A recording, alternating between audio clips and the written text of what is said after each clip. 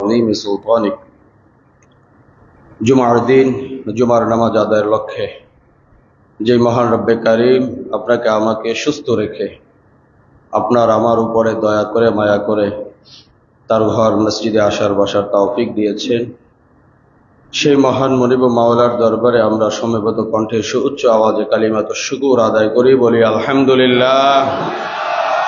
আরো মহব্বতের সাথে বলি আলহামদুলিল্লাহ।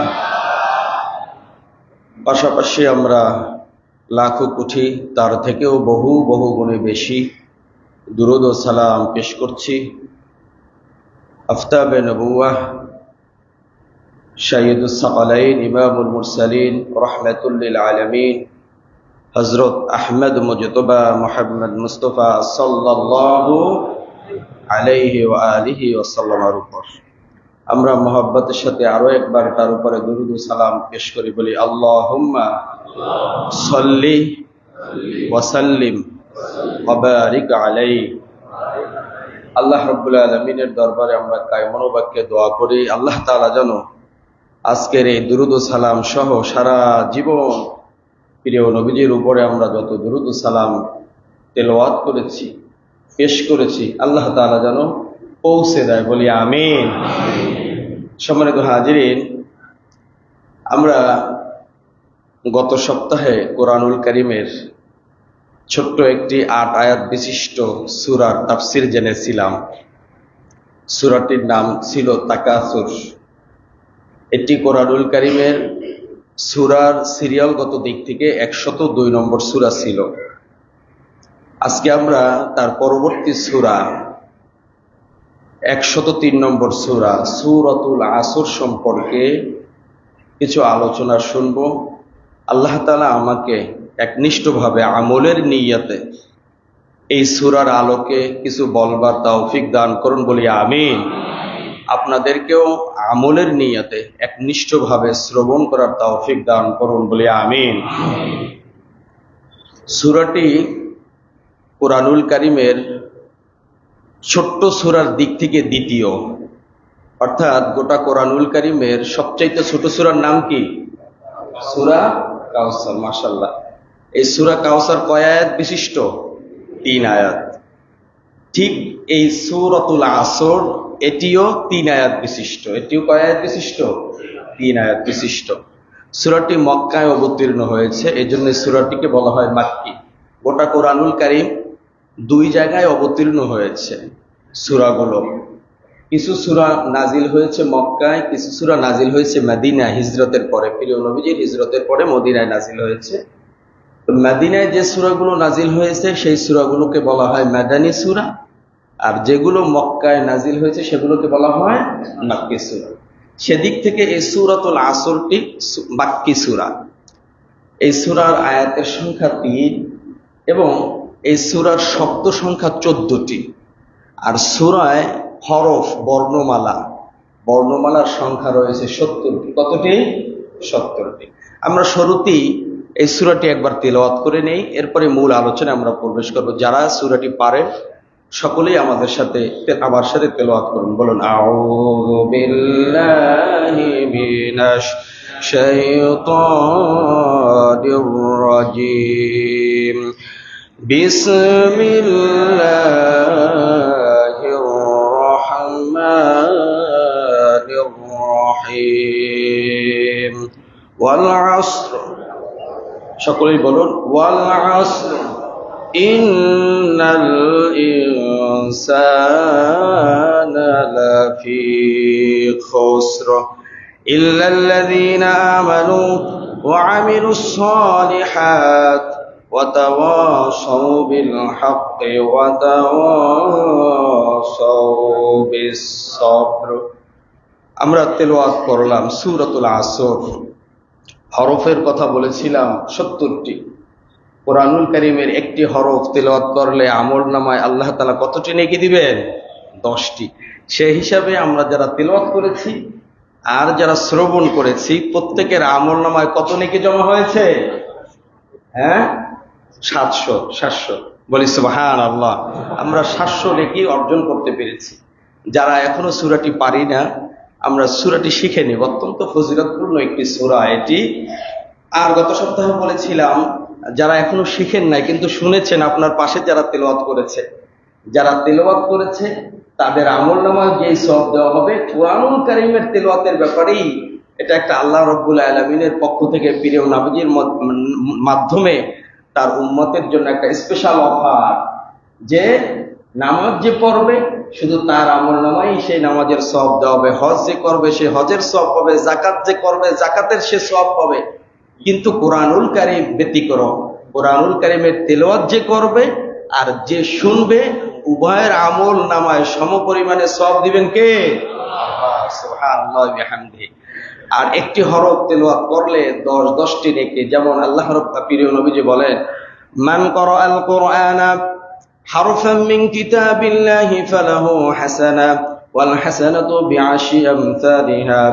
প্রিয় নবীজি বলেন, মান ক্বারাআল কুরআনা, যেই ব্যক্তি হারফান মিন কিতাবিল্লাহি, কুরআনুল কারীমের একটি হরফ যে ব্যক্তি তেলাওয়াত করবে, ফালাহু হাসানা, তার আমলনামায় এমন একটি নেকি দেওয়া হবে, ওয়াল হাসানাতু বিআশরি আমসালিহা, অন্য নেক আমল যদি 10টি করত, 10টি নেক আমল করার কারণে যেই 10টি নেকি পেত, আর কোরআনুল কারীমের একটি হরফ তেলাওয়াতের কারণে ওই 10টি নেকির সমান ওই বান্দার আমলনামায় দেওয়া হবে। সুবহানাল্লাহ। আপনি 1 পর 1, 2, 3, 4, 5 এভাবে 10টি আমল করার পরে আপনার আমলনামায় 10টি নেকি হবে। সে কথাই এখানে বলা হয়েছে, ওয়াল হাসানাতু বিআশরি আমসালিহা, অন্য 10টি নেকির আমলের সমপরিমাণ সওয়াব হবে কোরআনুল কারীমের একটি হরফ তেলাওয়াত করার সাথে সাথে। বলি সুবহানাল্লাহ। প্রিয় নবীজি বলেন, ওয়ালা আকুলু আলিফ লাম মিম হারফুন, আমি বলি না যে আলিফ লাম মিম একটা হরফ, ওয়ালাকিন আকুলু আলিফুন হারফুন ওয়া লামুন হারফুন ওয়া মিমুন হারফুন, আলিফ একটি হরফ, লাম একটি হরফ, মিম একটি হরফ। কোরআনুল কারীমের সর্বপ্রথম সর্ববৃহৎ বড় সূরা সূরাতুল বাকারা, এই যে শুরুতে আলিফ লাম মিম রয়েছে, যেই ব্যক্তি আলিফ লাম মিম তেলাওয়াত করবে, এর অর্থ বুঝুক আর না বুঝুক, আল্লাহ রাব্বুল আলামিন সাথে সাথে তার আমলনামায় 30টি নেকি দিয়া দিবে। সুবহানাল্লাহ। কাল কিয়ামতের ময়দানে যারা কোরআনুল কারীম তেলাওয়াত করতে পারবে, আল্লাহ রাব্বুল আলামিন কাল কিয়ামতের ময়দানে এভাবে বান্দার সামনে কোরআন খুলে দিবে। হাদিসে এসেছে, ইউকালু লাহু লিসাহিবিল কুরআন, ইউকালু লিসাহিবিল কুরআন, কোরআন তেলাওয়াতকারীকে আল্লাহ রাব্বুল আলামিন বলবেন, ইকরা ওয়ারতাকি, বান্দা তুমি কোরআন তেলাওয়াত করো আর উপরে উঠতে থাকো। ওয়ারাত্তিল কামা কুনতা তুরাত্তিলু ফিদ দুনিয়া, দুনিয়ার জমিনে তুমি যেমনি ভাবে তারতিল সহকারে কোরআন তেলাওয়াত করেছো, ঠিক তেমনি ভাবে এখন এই কোরআন তেলাওয়াত করো। ওয়ারতাকি, আর উপরে উঠতে থাকো। ফাইন্না মানজিলাতাকা ইনদা আখিরি আয়াতিন তাকরাউহা, তোমার তেলাওয়াত যেখানে গিয়ে শেষ হবে ওটাই হবে তোমার জান্নাতের সর্বোচ্চ চূড়ায় আবাসন স্থান। সুবহানাল্লাহ। আমরা আমাদের দেশে বা বিদেশে বহির্দেশে অনেক উঁচু উঁচু দালান বিল্ডিং আছে না নাই? আছে। আপনি যদি সেখানে 10 তলা 12 তলা 20 তলায় উঠতে চান, লিফটে টিপ দেন, অটোমেটিক 1 মিনিটের ভিতরে আপনাকে সেখানে নিয়ে যায়। আর কাল কিয়ামতের ময়দানে ঠিক এই কোরআনুল কারীম এই লিফটের ভূমিকা পালন করবে। আল্লাহ বলবে, বান্দা এই কোরআন কর্তা কি, তুমি কোরআন তেলাওয়াত করো আর উপরে কি করো, উঠতে থাকো। তোমার কোরআন তেলাওয়াত যেখানে গিয়ে শেষ হবে ওটাই হবে তোমার আবাসন স্থান। বলি সুবহানাল্লাহ। এখন এই সূরা আসর যদি আমরা তেলাওয়াত না জানি, সূরা ফাতিহা যদি পড়তে না জানি, সূরা কাউসার তেলাওয়াত করতে না জানি, তাহলে বলবো, আল্লাহ আমি তো এই কোরআন পড়তে পারি নাই, কোনোদিন শিখিও নাই, ভুলেও দেখি নাই। তাহলে বলবে, তুমি যেখানে আসো সেখানেই থাকো। আর আপনি আশেপাশের লোকদের দেখবেন সবাই উপরে উঠতেছে, তখন আফসোস করবে, আল্লাহ দুনিয়াতে আরেকবার আমাকে পাঠাও, আমি ভালো করে কোরআন তেলাওয়াত শিখে আসবো। আর কি সুযোগ দেওয়া হবে? হবে না। এই জন্য এখনো আমরা যারা কোরআনের ছাত্র হতে পারি নাই, কোরআন শিখতে পারি নাই, কাল কিয়ামতের ময়দানে আল্লাহ তাআলা যেদিন কোরআন খুলে দিবেন, সেদিন যেন আমরা সকলেই কোরআন তেলাওয়াত করতে পারি। আল্লাহ তাআলা আমাদের সেই তৌফিক দান করুন, বলি আমিন। সম্মানিত হাজিরিন, একটু কোরআন তেলাওয়াতের ফজিলত বর্ণনা করলাম, এরপরে আমরা তাফসীর শুরু করব এখন সূরাতুল আসর। আল্লাহ রাব্বুল আলামিন অত্র সূরার শুরুতেই বলেন ওয়াল আসর। ওয়াল আসর, আসর শব্দের অর্থ সময়, যুগ। আল্লাহ রাব্বুল আলামিন এই সূরার শুরুতেই বললেন সময়ের শপথ, যুগের শপথ, মহাকালের শপথ। ওয়াও হরফটি এমন একটি হরফ যেটি কোনো কালেমার শুরুতে, যখন কোনো এসএমের শুরুতে, কোনো বাক্যের শুরুতে ব্যবহার হয় তখন সেটাকে কসম বোঝানো হয়, শপথ বোঝানো হয়। আল্লাহ রাব্বুল আলামিনের কথা চিরন্তন সত্য।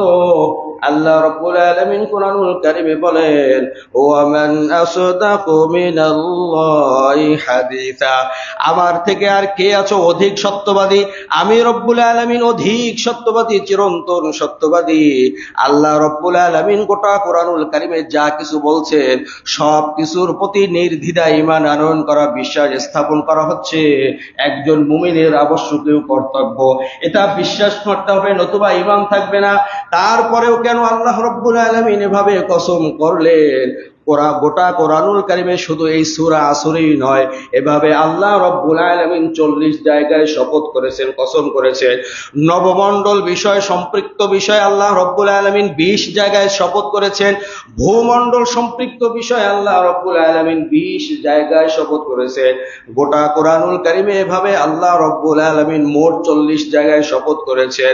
কখনো আল্লাহ রাব্বুল আলামিন 3 ফলের শপথ করে বলেন ওয়াত্তিন, আবার কখনো যাইতুন ফলের শপথ করে আল্লাহ রাব্বুল আলামিন বলেন ওয়াযাইতুন, আবার সিনাই পর্বত সম্পর্কে আল্লাহ রাব্বুল আলামিন শপথ করে বলেন ওয়াতুরি সিনিন, ওয়া হাযাল বালাদিল আমিন, মক্কা মদিনার শপথ। এভাবে আল্লাহ রাব্বুল আলামিন কখনো সূর্যের শপথ করেছেন, আল্লাহ রাব্বুল আলামিন বলেন ওয়াশ-শামসি ওয়া দুহাহা। আবার আল্লাহ রাব্বুল আলামিন কখনো চন্দ্রের শপথ করেছেন, বলেন ওয়াল কমারি ইযা তালাহা। আল্লাহ রাব্বুল আলামিন কখনো দিনের শপথ করেছেন, বলেন ওয়ান নাহারি ইযা জাল্লাহা। আবার কখনো আল্লাহ রাব্বুল আলামিন রাতের শপথ করেছেন, বলেন ওয়াল লাইলি ইযা ইয়াগশাহা।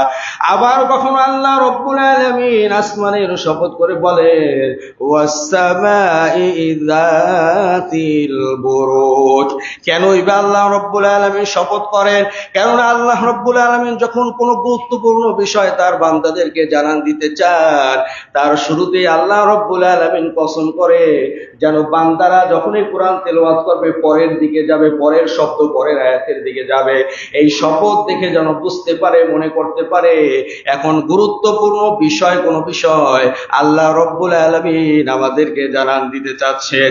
ঠিক তেমনি ভাবে আল্লাহ রাব্বুল আলামিন এই ওয়াল আসরি বলে জানান দিলেন সময়ের শপথ, মহাকালের শপথ, যুগের শপথ। মানুষের জীবনের সময়টা হচ্ছে সবচেয়ে গুরুত্বপূর্ণ একটি বিষয়। আমাদের জীবন থেকে প্রতিটা মুহূর্ত যায়, প্রতিটা সেকেন্ড যায়, আর আমরা মৃত্যুর দিকে ধাবিত হই। সময় হচ্ছে মানুষের কাছে মহামূল্যবান একটা সম্পদ। এই সময় যার থেকে চলে যায় ওই সময় আর জীবনে কোনোদিন ফিরে আসবে না। কথা বলো ঠিক কিনা?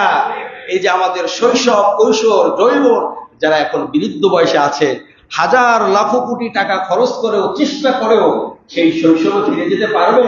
পারা যাবে? কৈশোরে, যৌবনে ফিরে যাওয়া যাবে না। এজন্য এই সময়টা মানুষের জীবনে মহামূল্যবান একটা সম্পদ। এজন্যই বলা হয়েছে ওয়াল আসর, সময়ের শপথ। আল্লাহ তাআলা গুরুত্বপূর্ণ কিছু বুঝাতে চেয়েছেন, সেটাকে আল্লাহ রাব্বুল আলামিন বলেন ইন্নাল ইনসানা লাফি খুসর। প্রথম আয়াতে আল্লাহ রাব্বুল আলামিন শপথ করেছেন, সেটাই যথেষ্ট হতো। এরপরেও আল্লাহ রাব্বুল আলামিন আবার বললেন ইন্নাল, নিশ্চয়ই, অবশ্যই। ইন্না শব্দগুলো, ইন্না হরফগুলো নিশ্চয়ই আবশ্যকীয় অর্থ দেয়, নিশ্চয়তার অর্থ দেয়। আল্লাহ রাব্বুল আলামিন প্রথম আয়াতে শপথ করে আবার বললেন ইন্নাল ইনসানা লাফি খুসর, নিশ্চয়ই পৃথিবীর সমস্ত মানুষ ক্ষতির মধ্যে নিমজ্জিত রয়েছে। গোটা পৃথিবীর সমস্ত মানুষ ক্ষতির মধ্যে রয়েছে। এ কথা বলার পরে আল্লাহ রাব্বুল আলামিন তৃতীয় আয়াতে আবার বললেন, তবে হ্যাঁ, যাদের ভিতরে এই গুণগুলো থাকবে তারা ক্ষতির মধ্যে নিমজ্জিত নয়, তারা ক্ষতিগ্রস্ত নয়। তারা কারা? ইল্লাল্লাযীনা আমানু, এক নম্বরে যারা ঈমানদার হবে, যারা মুমিন হবে, তারা ক্ষতিগ্রস্ত হবে না। দুই নম্বরে আল্লাহ রাব্বুল আলামিন বলেন বলেন ওয়ামিলুস সলিহাত, ঈমান আনয়নের উপরে যারা সৎ কাজ করবে, ভালো কাজ করবে, তারাও ক্ষতিগ্রস্তের মধ্যে অন্তর্ভুক্ত হবে না। তৃতীয় নম্বরে আল্লাহ রাব্বুল আলামিন বলেন ওয়াতাওয়াসাউ বিল হক, যারা সৎ কাজের আদেশ দিবে মানুষদেরকে, আল-আমরু বিল মারুফ, সৎ কাজের আদেশ দিবে, ওয়া ইয়ানহাউনা আনিল মুনকার, মানুষদেরকে অসৎ কাজ থেকে বারণ করবে, তারা কখনো ক্ষতিগ্রস্ত হবে না। যারা মানুষের কল্যাণ চাইবে তারাও কল্যাণ প্রাপ্ত হবে, যারা মানুষের দুর্ভোগ চাইবে, মানুষের জন্য যারা অকল্যাণ কামনা করবে, বরং তারাই অকল্যাণ প্রাপ্ত হবে। এরপরে চতুর্থ নম্বর গুণাবলীতে আল্লাহ রাব্বুল আলামিন বলেন ওয়াতাওয়াসাউ বিস-সাবর, 4 নম্বর গুণ বিশিষ্ট মানুষ যারা হবে তারাও ক্ষতিগ্রস্ত হবে না। সেই গুণটার নাম হচ্ছে যারা ধৈর্যশীল হবে, পরস্পরকে ধৈর্যশীলের পরিচয় দিবে, পরস্পরকে ধৈর্যশীলের আদেশ দিবে, ধৈর্য ধারণ করার ব্যাপারে উপদেশ দান করবে। সুবহানাল্লাহ। এই সূরার ভিতরে আমরা মোটামুটি ভাবে সূরার অনুবাদটা আমরা জেনে নিলাম যে ওয়াল আসরি, সময়ের শপথ করে আল্লাহ বলছেন যে ইন্নাল ইনসানা লাফী খুসর, পৃথিবীর সমস্ত মানুষ ক্ষতিগ্রস্তের মধ্যে নিমজ্জিত। তবে হ্যাঁ, 4 গুণওয়ালা মানুষ, 4টি গুণ, 4টি বৈশিষ্ট্য যেই সমস্ত মানুষের মধ্যে থাকবে তারা ক্ষতিগ্রস্ত হবে না। তারা কারা? যারা মুমিন, যারা ঈমানদার, ও আমিলুস সলিহাত, যারা সৎ কাজ করবে, ওয়াতাওয়াসাউ বিল হক, মানুষকে সৎ কাজের উপদেশ দিবে, ওয়াতাওয়াসাউ বিস-সাবর, মানুষকে ধৈর্যশীল হওয়ার ব্যাপারে উপদেশ দান করবে, নিজেও ধৈর্যশীল হবে। এই 4টা কাজ যে ব্যক্তি করবে, এই 4টা গুণে গুণান্বিত যে ব্যক্তি হবে, সে ইন্নাল ইনসানা লাফী খুসরের অন্তর্ভুক্ত হবে না। সম্মানিত হাজিরিন, আমরা শাব্দিক অনুবাদ জানলাম, তার আগে আমরা এই সূরার কিছু ফজিলত এবং প্রেক্ষাপট জানবো। এই সূরার শুরুতেই আমি বলি, এই সূরা এমন একটি মহামূল্যবান সূরা। মুহাম্মদ ইবনে ইদ্রিস আশ-শাফিঈ রাহিমাহুল্লাহ 4 মাযহাবের একটি মাযহাবের নাম হচ্ছে শাফিঈ মাযহাব। সেই শাফিঈ মাযহাবের যিনি কর্ণধার, যিনি প্রতিষ্ঠাতা, যিনি ইমাম, সেই ইমাম মুহাম্মদ ইবনে ইদ্রিস আশ-শাফিঈ রাহিমাহুল্লাহ বলেন এই সূরার তাফসীর করতে গিয়ে যে আল্লাহ রাব্বুল আলামিন যদি গোটা কোরআনুল কারীমের 113টি সূরা নাজিল না করে শুধুমাত্র এই একটি সূরা নাজিল করতেন, তাহলে গোটা বিশ্ববাসীর হেদায়েতের জন্য, কল্যাণের জন্য এই একটি সূরাই যথেষ্ট হতো। বলে আল্লাহু আকবার। তাহলে এই সূরার পাওয়ার আছে না নাই? বলছে যদি একটা সূরাও নাজিল না করে, 113টি সূরা আল্লাহ তাআলা নাজিল না করে, যদি শুধুমাত্র সূরা আসরটা নাজিল করত আর সেই সূরা আসর অনুযায়ী মানুষ জীবন যাপন করত, জীবনকে পরিচালনা করত, এই সূরা থেকে শিক্ষা নিত, তাহলে মানুষের জন্য এই একটি সূরাই যথেষ্ট হতো। বলি সুবহানাল্লাহ। এবং এই সূরার ফজিলত হচ্ছে যে যখন 2 জন সাহাবী একত্রিত হতো, মিলিত হতো, একে অপরকে এই সূরাটি শোনাতো। বলি সুবহানাল্লাহ। প্রিয় নবীজির সাহাবায়ে কেরাম একে অপরের সাথে মিলিত হলেই কি করতেন?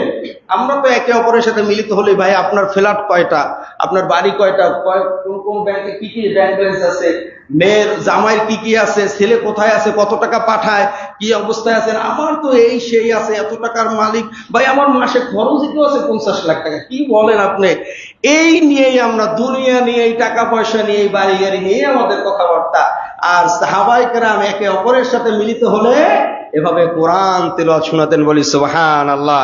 এক সাহাবী আরেক সাহাবীর সাথে মিলিত হলে কি শোনাতেন? সূরা আসর শোনাতেন। তাহলে যদি ফজিলতপূর্ণ সূরা না হতো তাহলে তো আর শোনাতেন না। প্রিয় নবীজি বলেন আমার সাহাবায়ে কেরাম একে অপরকে এই সূরা আসর শোনাতো, এটা একটা ফজিলতপূর্ণ সূরা। এই সূরার শানে নজুল আমরা জানবো। এই সূরার শানে নজুল হচ্ছে কোন প্রেক্ষাপটে, কেন আল্লাহ রাব্বুল আলামিন এই সূরাটি নাজিল করলেন। সাইয়্যিদুনা আবু বকর রাদিয়াল্লাহু তাআলা আনহুর নাম শুনেছেন আপনারা? কে সে? উম্মতে মুহাম্মাদের মধ্যে প্রিয় নবীজির পর সর্বশ্রেষ্ঠ যিনি মহামানব, তিনি হচ্ছেন কে? আবু বকর রাদিয়াল্লাহু তাআলা আনহু। এই আবু বকর রাদিয়াল্লাহু তাআলা আনহু প্রিয় নবীজিকে সবচাইতে বেশি ভালোবাসতেন। তিনি ইসলাম গ্রহণ করার পূর্বে বড় ধনাঢ্য ব্যক্তি ছিলেন, অনেক ধনী ছিলেন তিনি। ইসলাম ধর্ম গ্রহণ করার পরে তার ধন সম্পদ সহায় সম্পত্তি সবকিছু ইসলামের তরে অকাতারে প্রিয় নবীজি সাল্লাল্লাহু আলাইহি সাল্লামের নির্দেশে প্রিয় নবীজির ভালোবাসায় সবকিছু বিলীন করে দিয়েছেন। বলেন সুবহানাল্লাহ। আবু বকর রাদিয়াল্লাহু তাআলা আনহুকে জিজ্ঞেস করা হলো, আবু বকর তোমার শখের বিষয় কি, কোন জিনিসগুলো তুমি সবচেয়ে বেশি ভালোবাসো? এই আবু বকর রাদিয়াল্লাহু তাআলা আনহু বললেন, আমি আমার রাসূলের জন্য অর্থাৎ রাসূলের কথা মতো আমার সহায় সম্পত্তি ধন সম্পদ ব্যয় করতে আমি বেশি ভালোবাসি। সুবহানাল্লাহ। আমি আমার রাসূলের দিকে তাকিয়ে থাকতে সবচেয়ে বেশি ভালোবাসি। বলি সুবহানাল্লাহ। আমি আমার রাসূলের পাশে বসে থাকতে সবচেয়ে বেশি ভালোবাসি। বলি সুবহানাল্লাহ। সেই আবু বকর হিজরতের রাতে যিনি সঙ্গী ছিলেন, সাথী ছিলেন, কাফেররা তাদের পিছন দিক থেকে ঘিরে আসতে তাদেরকে ধরার জন্য, পাকড়াও করার জন্য মক্কা নগরীর একেবারেই পার্শ্ববর্তী এলাকায় জাবালে সুর রয়েছে। যারা হজে গিয়েছেন, উমরায় গিয়েছেন দেখেছেন, সেখানে এই হিজরতের রজনীতে আবু বকর এবং প্রিয় নবীজি সাল্লাল্লাহু আলাইহি ওয়াসাল্লাম আশ্রয় নিয়েছিলেন। যখন আবু বকর দেখতে পেলেন কাফেররা ধাও ধাও করে আসতেছে তাদেরকে পাকড়াও করার জন্য, এই আবু বকর রাদিয়াল্লাহু তাআলা আনহু বললেন, ইয়া রাসূলুল্লাহ, কাফেররা তো আমাদেরকে দেখে ফেলবে। এবং কাফেররা একেবারেই তারা যে গুহার ভিতরে ছিল ঠিক ওই গুহার মাথার কাছে যে পাথর ছিল সেই পাথরের উপরে দাঁড়ানো, নিচের দিকে পায়ের দিকে তাকালেই তাদেরকে দেখতে পাবে। কিন্তু আল্লাহ রাব্বুল আলামিন কবুতরের বাসার মাধ্যমে, মাকড়সার জালের মাধ্যমে প্রিয় নবীজিকে আর আবু বকর রাদিয়াল্লাহু তাআলা আনহুকে সেই কাফেরের পাকড়াও থেকে রক্ষা করেছিলেন। বলি সুবহানাল্লাহ। সেই আবু বকর রাদিয়াল্লাহু তাআলা আনহু বলেছিলেন, ইয়া রাসূলুল্লাহ, ইয়া হাবিবাল্লাহ, আমাদেরকে তো কাফেররা ধরে ফেলবে, তারা তো আমাদের কাছাকাছি চলে এসেছে। এই কথার সাথে সাথে এই আবু বকরের এই কথার পরিপ্রেক্ষিতে আল্লাহ রাব্বুল আলামিন আয়াত নাযিল করে দিলেন। সূরাতুত তাওবার 40 নম্বর আয়াতে আল্লাহ তাআলা বলেন, ইল্লা তানসুরুহু ফাকাদ নাসারাহুল্লাহু ইয আখরাজাহু আল্লাযীনা কাফারু ثاني اثنين إذ هما في الغار إذ يقول لصاحبه لا تحزن إن الله معنا إذ أخرجه الذين كفروا ثاني اثنين إذ هما في الغار ثاني اثنين আবু বকর রাদিয়াল্লাহু তাআলা আনহু বললেন, ইয়া রাসূলুল্লাহ, ইয়া হাবিবাল্লাহ, আমরা মাত্র এই গুহার ভিতরে দুজন, কাফেররা শতে শতে শতে শতে আমাদেরকে তো তারা পাকড়াও করে ফেলবে।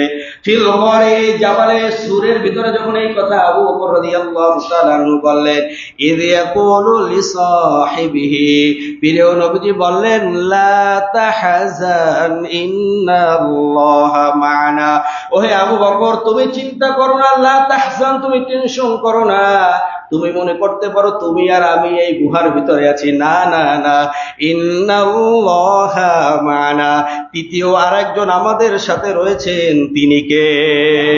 আল্লাহ। ইন্নাল্লাহা মা'না, আমাদের সাথে আল্লাহ আছে, তাহলে আর টেনশন কিসের? সেই আবু বকর রাদিয়াল্লাহু তাআলা আনহু যখন ইসলাম ধর্ম গ্রহণ করলেন, যে আবু বকর রাদিয়াল্লাহু তাআলা আনহু দুনিয়ার ভিতরে জান্নাতের সার্টিফিকেট পেয়েছে, একবার প্রিয় নবীজির মসজিদে নববীতে সাহাবীদের দিকে লক্ষ্য করে বললেন, মান নাসবাহাল ইয়াওমা মিনকুম সাহিমান, ক্বালা আবু বকর আনা, আজকে তোমাদের মধ্যে কোন ব্যক্তি রোজা রেখেছে? আবু বকর বললেন, আনা ইয়া রাসূলুল্লাহ, আমি রোজা রেখেছি। প্রিয় নবীজি বললেন, ফামান তাবিআল ইয়াওমা মিনকুম জানাজা, আজকে তোমাদের মধ্যে জানাজায় অংশগ্রহণ করেছে কে? আবু বকর বললেন, ফাকালা আবু বকর আনা ইয়া রাসূলুল্লাহ, আজকে আমি জানাজা নামাজও পড়েছি। প্রিয় নবীজি বললেন, ফামান আত'আমাল ইয়াওমা মিনকুম মিসকিনান, তোমাদের মধ্যে আজকে মিসকিনদেরকে খাবার দিয়েছো কে? আবু বকর বললেন, ইয়া রাসূলুল্লাহ, আমি। প্রিয় নবীজি আবার বললেন, ফামান আদা মিনকুমুল ইয়াওমা মারিদান, আজকে তোমাদের মধ্যে রোগীকে দেখতে গিয়েছো কে? আবু বকর বললেন, ইয়া রাসূলুল্লাহ, আমি। প্রিয় নবীজি বললেন, মাজতামা'না ফিমরিন ইল্লা দাখালাল জান্নাহ, এই গুণগুলো কোন জান্নাতি মানুষ ছাড়া কারো ভিতরে হতে পারে না। এই গুণগুলো যার ভিতরেই পাওয়া যাবে, যে রোজাও রাখবে, এতিম মিসকিন খাওয়াবে, জানাজায় যাবে, অসুস্থ রোগীকে দেখতে যাবে, যার ভিতরে এই গুণগুলো থাকবে, ওই লোকটি হবে একজন জান্নাতি মানুষ। সুবহানাল্লাহ। এই জান্নাতের সার্টিফিকেট আবু বকর পেয়েছিলেন। সেই আবু বকর রাদিয়াল্লাহু তাআলা আনহু যখন ইসলাম ধর্ম গ্রহণ করলেন, তার একজন বাল্যবন্ধু, নাম তার কালাদা ইবনে উসাইদ। এই কালাদা ইবনে উসাইদ এসে তাকে মস্করা করে অনেক সময় বলতেন, ওহে হতভাগা, দুর্ভাগা আবু বকর, তুমি এমন ধর্ম গ্রহণ করেছো, আস্তে আস্তে তুমি ভেনিশ হয়ে যাচ্ছ, তোমার ধন সম্পদ সহায় সম্পত্তি সবকিছু লোকসান হয়ে যাচ্ছে, তুমি ক্ষতিগ্রস্ত হচ্ছ, সবকিছু তুমি ইসলামের তরে, নবী মুহাম্মাদের তরে, আল্লাহর তরে সবকিছু কিছু বিলীন করে দিতেছ, তুমি তো আস্তে আস্তে ক্ষতিগ্রস্তের মধ্যে অন্তর্ভুক্ত হচ্ছ। এই যে আবু বকর রাদিয়াল্লাহু তাআলা আনহু ইসলাম ধর্ম গ্রহণ করার কারণে, ইসলামের জন্য সকল সহায় সম্পত্তি বিলীন করার কারণে তার বিধর্মী বন্ধু কালাদা ইবনে উসাইদ যে তাকে বললেন তুমি ক্ষতিগ্রস্ত, আল্লাহ রাব্বুল আলামিন এটা সহ্য করতে না পেরে এই সূরা নাজিল করে বলে দিলেন, ইন্নাল ইনসানা লাফি খুসর, পৃথিবীর সমস্ত মানুষ ক্ষতিগ্রস্ত, ওই সমস্ত মানুষরাই ক্ষতিগ্রস্ত, আবু বকর ক্ষতিগ্রস্ত নয়, ওই সমস্ত মানুষরাই ক্ষতিগ্রস্ত। ইল্লাল্লাযীনা আমানু, যারা ঈমানদার হবে না, যারা মুমিন হবে না, ওয়া আমিলুস সলিহাত, যারা সৎ কাজ করবে না, ওয়া তাওয়াসাউ বিল হাক্কি, যারা পরস্পরকে সৎ কাজের আদেশ দিবে না, ওয়া তাওয়াসাউ বিস সাবরি, যারা পরস্পরকে ধৈর্যশীলের উপদেশ দিবে না, মূলত তারাই হচ্ছে ক্ষতিগ্রস্ত। আবু বকর ক্ষতিগ্রস্ত নয়। আর আবু বকর তাকে বললেন, আমি তো ক্ষতিগ্রস্ত নয়, আমি আমার সহায় সম্পত্তি, জান মাল সবকিছু ইসলামের জন্য, প্রিয় রাসূলের জন্য, আল্লাহর জন্য ব্যয় করতে পারাটা এটা আমার খুশির বিষয়, আমি খুশি হই, আনন্দিত হই। এজন্যই তাবুকের যুদ্ধে প্রিয় নবীজি সাল্লাল্লাহু আলাইহি সাল্লাম বলেছিলেন, এই যুদ্ধে কে কি দিয়ে সাহায্য করবে, সহযোগিতা করবে? কাফেরের বিরুদ্ধে যুদ্ধ করতে আমাদের অনেক সরঞ্জামের প্রয়োজন, আমাদের অনেক সম্পদের প্রয়োজন। ওমর রাদিয়াল্লাহু তাআলা আনহু তার সম্পদের অর্ধেক নিয়ে এসেছিলেন, আর আবু বকর রাদিয়াল্লাহু তাআলা আনহু তার বাসার ভিতরে যা কিছু ছিল, একটা লবণের বাটি পর্যন্ত সেটাও নিয়ে এসেছিলেন এই তাবুকের যুদ্ধে দেওয়ার জন্য। প্রিয় নবীজি সাল্লাল্লাহু আলাইহি সাল্লাম যখন জানতে পারলেন, বুঝতে পারলেন আবু বকর রাদিয়াল্লাহু তাআলা আনহুর বাসায় কোনো কিছুই নাই, সব কিছু নিয়ে এসেছে, আবু বকর রাদিয়াল্লাহু তাআলা আনহুকে জিজ্ঞেস করলেন, ওহে আবু বকর, তোমার বাসায় তুমি কি রেখে এসেছো? তুমি তো সব কিছুই নিয়ে এসেছো। আবু বকর রাদিয়াল্লাহু তাআলা আনহু বললেন, ইয়া রাসূলুল্লাহ, ইয়া হাবিবাল্লাহ, আমি আমার আল্লাহ এবং আমার রাসূলকে আমার পরিবারের জন্য, আমার ঘরের জন্য রেখে এসেছি। সুবহানাল্লাহ বিহামদিহি। আবু বকর রাদিয়াল্লাহু তাআলা আনহু তার সহায় সম্পত্তি সবকিছু ইসলামের জন্য বিলীন করে দিয়েছে। প্রিয় নবীজিকে বলেন, ইয়া রাসূলুল্লাহ, আমার বাসায় তো শুধু আমার রাসূলকে, আমার আল্লাহকে রেখে এসেছি, এই আল্লাহ এবং আমার রাসূলই তো আমার বাসার জন্য, আমার পরিবারের জন্য যথেষ্ট, আমি আর কিছু চাই না, আমার আর কিছু দরকার নেই। এই হচ্ছে সাহাবীদের ভালোবাসা, এই হচ্ছে প্রিয় নবীজি সাল্লাল্লাহু আলাইহি সাল্লামের জন্য সাহাবীদের ভালোবাসা, ঈমানের পরিচয়। ইল্লাল্লাযীনা আমানু, কেমন ঈমান এনেছিলেন বিলাল রাদিয়াল্লাহু, এই জন্য আল্লাহ রাব্বুল আলামিন বলেছেন, ইল্লাল্লাযীনা আমানু, তোমরা যদি ঈমানদার না হও তাহলে ক্ষতিগ্রস্ত হবে। আর কেমন ঈমানদার হতে হবে, কিভাবে ঈমান আনয়ন করতে হবে, তাও আল্লাহ তাআলা বলে দিলেন। সূরাতুল বাকারায় আল্লাহ তাআলা বলেন যে, ওয়া ইযা কিলা লাহুম আমিনু কামা আমানান নাস, তোমরা ঈমান আনয়ন করো সাহাবায়ে কেরাম যেমন ঈমান এনেছে। আর সাহাবায়ে কেরাম কেমন ঈমান এনেছিল? হযরত বিলাল রাদিয়াল্লাহু তাআলা আনহুর ঈমানের খবর আমরা সকলেই জানি। তিনি উমাইয়া বিন খালাফের দাস ছিলেন। উমাইয়া বিন খালাফ যখন জানতে পারলেন গোপনে গোপনে এই বিলাল রাদিয়াল্লাহু তাআলা আনহু ইসলাম ধর্ম গ্রহণ করেছেন, আল্লাহর প্রতি ঈমান আনয়ন করেছেন, রাসূলের প্রতি ঈমান আনয়ন করেছে, কোরআনের প্রতি ঈমান আনয়ন করেছে, এই উমাইয়া ইবনে খাল বেলাল রাদিয়াল্লাহু তাআলা আনহুর উপরে স্টিম রোলার চালু করে দিলেন। উমাইয়া বিন খালফ, যিনি এই বেলাল রাদিয়াল্লাহু তাআলা আনহুর মনিব ছিলেন, মালিক ছিলেন, তিনি যখন জানতে পারলেন বেলাল রাদিয়াল্লাহু তাআলা আনহু ঈমানে আনয়ন করেছেন, সাথে সাথে তার উপরে কি করলো? শাস্তি দিতে লাগলো, বেত্রাঘাত করলো। শুধু সেখানেই ক্ষান্ত হন নাই, বেলাল রাদিয়াল্লাহু তাআলা আনহুর ঈমান কেমন ছিল, ওই সাহাবীদের ঈমানের সাথে আমাদের ঈমান মিলাই একটু দেখি, তাদের ঈমান কেমন, আমাদের ঈমান কেমন। বেলাল রাদিয়াল্লাহু তাআলা আনহুকে তিনি এই ইসলাম ধর্ম গ্রহণ করার কারণে, মুমিন হওয়ার কারণে, ঈমানদার হওয়ার কারণে দ্বীপ প্রহরের সময় যখন সূর্যের তাপ তেজস্বী ভাবে দুনিয়ার জমিনে ছেড়ে দেয়, ওই দ্বীপ প্রহরের সময় মরুভূমির বালুগুলো যখন উত্তপ্ত হয়ে যায়, গরমে পা দেওয়া যায় না, খালি পায়ে হাঁটা যায় না, ঠিক ওই মুহূর্তে দ্বীপ প্রহরের সময় উত্তপ্ত সূর্যের ভিতরে উত্তপ্ত বালির উপরে বেলাল রাদিয়াল্লাহু তাআলা আনহুকে চিৎ করে শুইয়ে দিয়ে, শুধু তাই নয়, একটি বড় পাথর, গরম উত্তপ্ত পাথর তার বুকের ভিতরে দিয়ে বলল, উমাইয়া ইবনে খাল, যে ওহে বেলাল, তুমি যে ধর্ম গ্রহণ করেছো, যাদের প্রতি ঈমান আনয়ন করেছো, তা থেকে যদি তুমি ফিরে না আসো, তোমার এই শাস্তি তোমার আমরণ পর্যন্ত চলতে থাকবে। কিন্তু বেলাল রাদিয়াল্লাহু তাআলা আনহুর ঈমান এত মজবুত ছিল, এই দ্বিপ্রহরের সূর্যের উত্তপ্ত তাপের মধ্যেও, মরুভূমির তাপের ভিতরেও, বুকের ভিতরে গরম বড় পাথর থাকার পরেও বেলাল রাদিয়াল্লাহু তাআলা এক মুহূর্তের জন্য বলে নাই আমি ঈমান থেকে খারিজ হয়ে যাচ্ছি, আমার শাস্তি কমিয়ে দেন। বরং বেলাল রাদিয়াল্লাহু তাআলা তার জবান থেকে বলছে আহাদ আহাদ আহাদ, আল্লাহ এক, আল্লাহ এক, আল্লাহ এক, লা উশরিকু বিহি শাইআন, আমি আল্লাহর সাথে অন্য কাউকে শরীক করি না। আল্লাহ রাব্বুল আলামিন সূরাতুল ইখলাস নাযিল করে বলে দিলেন কুল হুয়াল্লাহু আহাদ, আল্লাহ এক, আল্লাহুস সামাদ, তিনি অমুখাপেক্ষী, লাম ইয়ালিদ ওয়া লাম ইউলাদ, তিনি কাউকে জন্ম দেন নাই, কারো থেকে জন্মগ্রহণ করেন নাই, ওয়া লাম ইয়াকুল লাহু কুফুয়ান আহাদ, আল্লাহ রাব্বুল আলামিন কারো সমকক্ষ নয়। আল্লাহ রাব্বুল আলামিন এই আয়াত নাযিল করে দিলেন। বেলাল রাদিয়াল্লাহু তাআলা আনহু যে বলছেন আল্লাহ এক, আল্লাহ এক, তার সাথে আমি কোনো কিছু শরীক করি না, এটা চরম সত্য। এরপরে যখন ওই পথ দিয়ে আবু বকর রাদিয়াল্লাহু তাআলা আনহু যাচ্ছিলেন, তিনি দেখতে পেলেন যে বেলাল রাদিয়াল্লাহু তাআলা আনহুর উপরে নির্যাতন চলছে।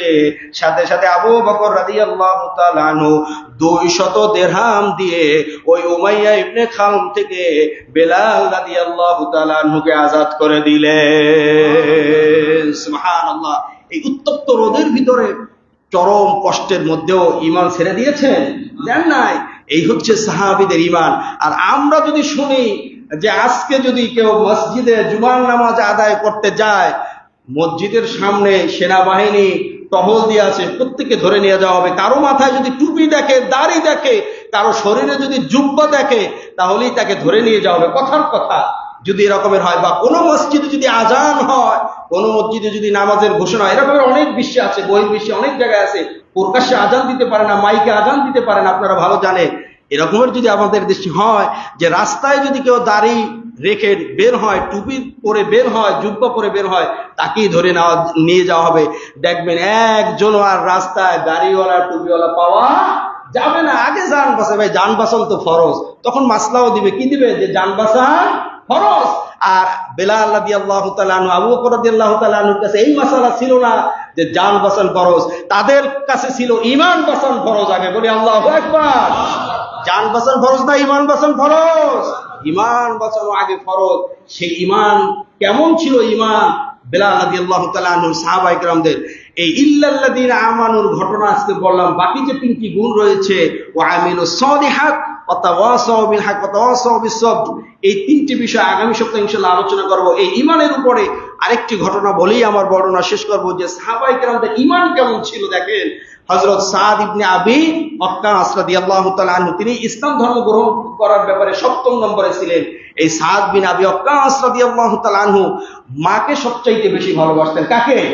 মাকে। পৃথিবীর সবকিছু একদিকে, আর মায়ের ভালোবাসা একদিকে। এটা আমাদের উচিত। আল্লাহ রাব্বুল আলামিন বলে দিয়েছেন, ওয়াকাদা রাব্বুকা আল্লা তা'বুদু ইল্লা ইয়্যাহ ওয়া বিল ওয়ালিদাইনি ইহসানা।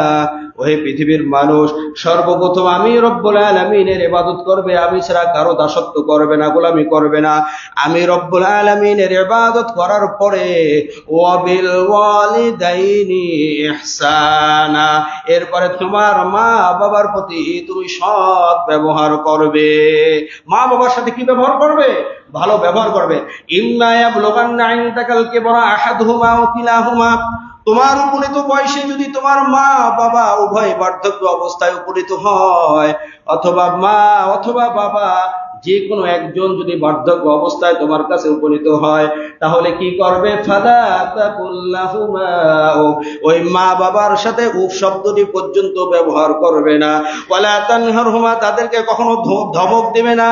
ওয়াকুল্লাহুমা কওলান কারীমা, বরং মা বাবার সাথে সম্মানজনক, পোলাইটলি, আস্তে আস্তে শান্ত শিষ্টভাবে তুমি কথা বলবে। শুধু তাই নয়, ওয়াকফিদ লাহুমা জানাহাদ যুল্লি মিনার রাহমা, তোমার ভালোবাসার এই ডানা, এই বাহুর ডানাগুলো তাদের ভালোবাসার জন্য তুমি বিছিয়ে দিবা। শুধু তাই নয়, তারা ইন্তেকাল করলেও বা জীবিত অবস্থায় তাদের জন্য দোয়া করবে। কি দোয়া করবে সেটাও আল্লাহ তাআলা শিক্ষা দিলেন। রব্বিরহামহুমা কামা রাব্বায়ানি সগীরা।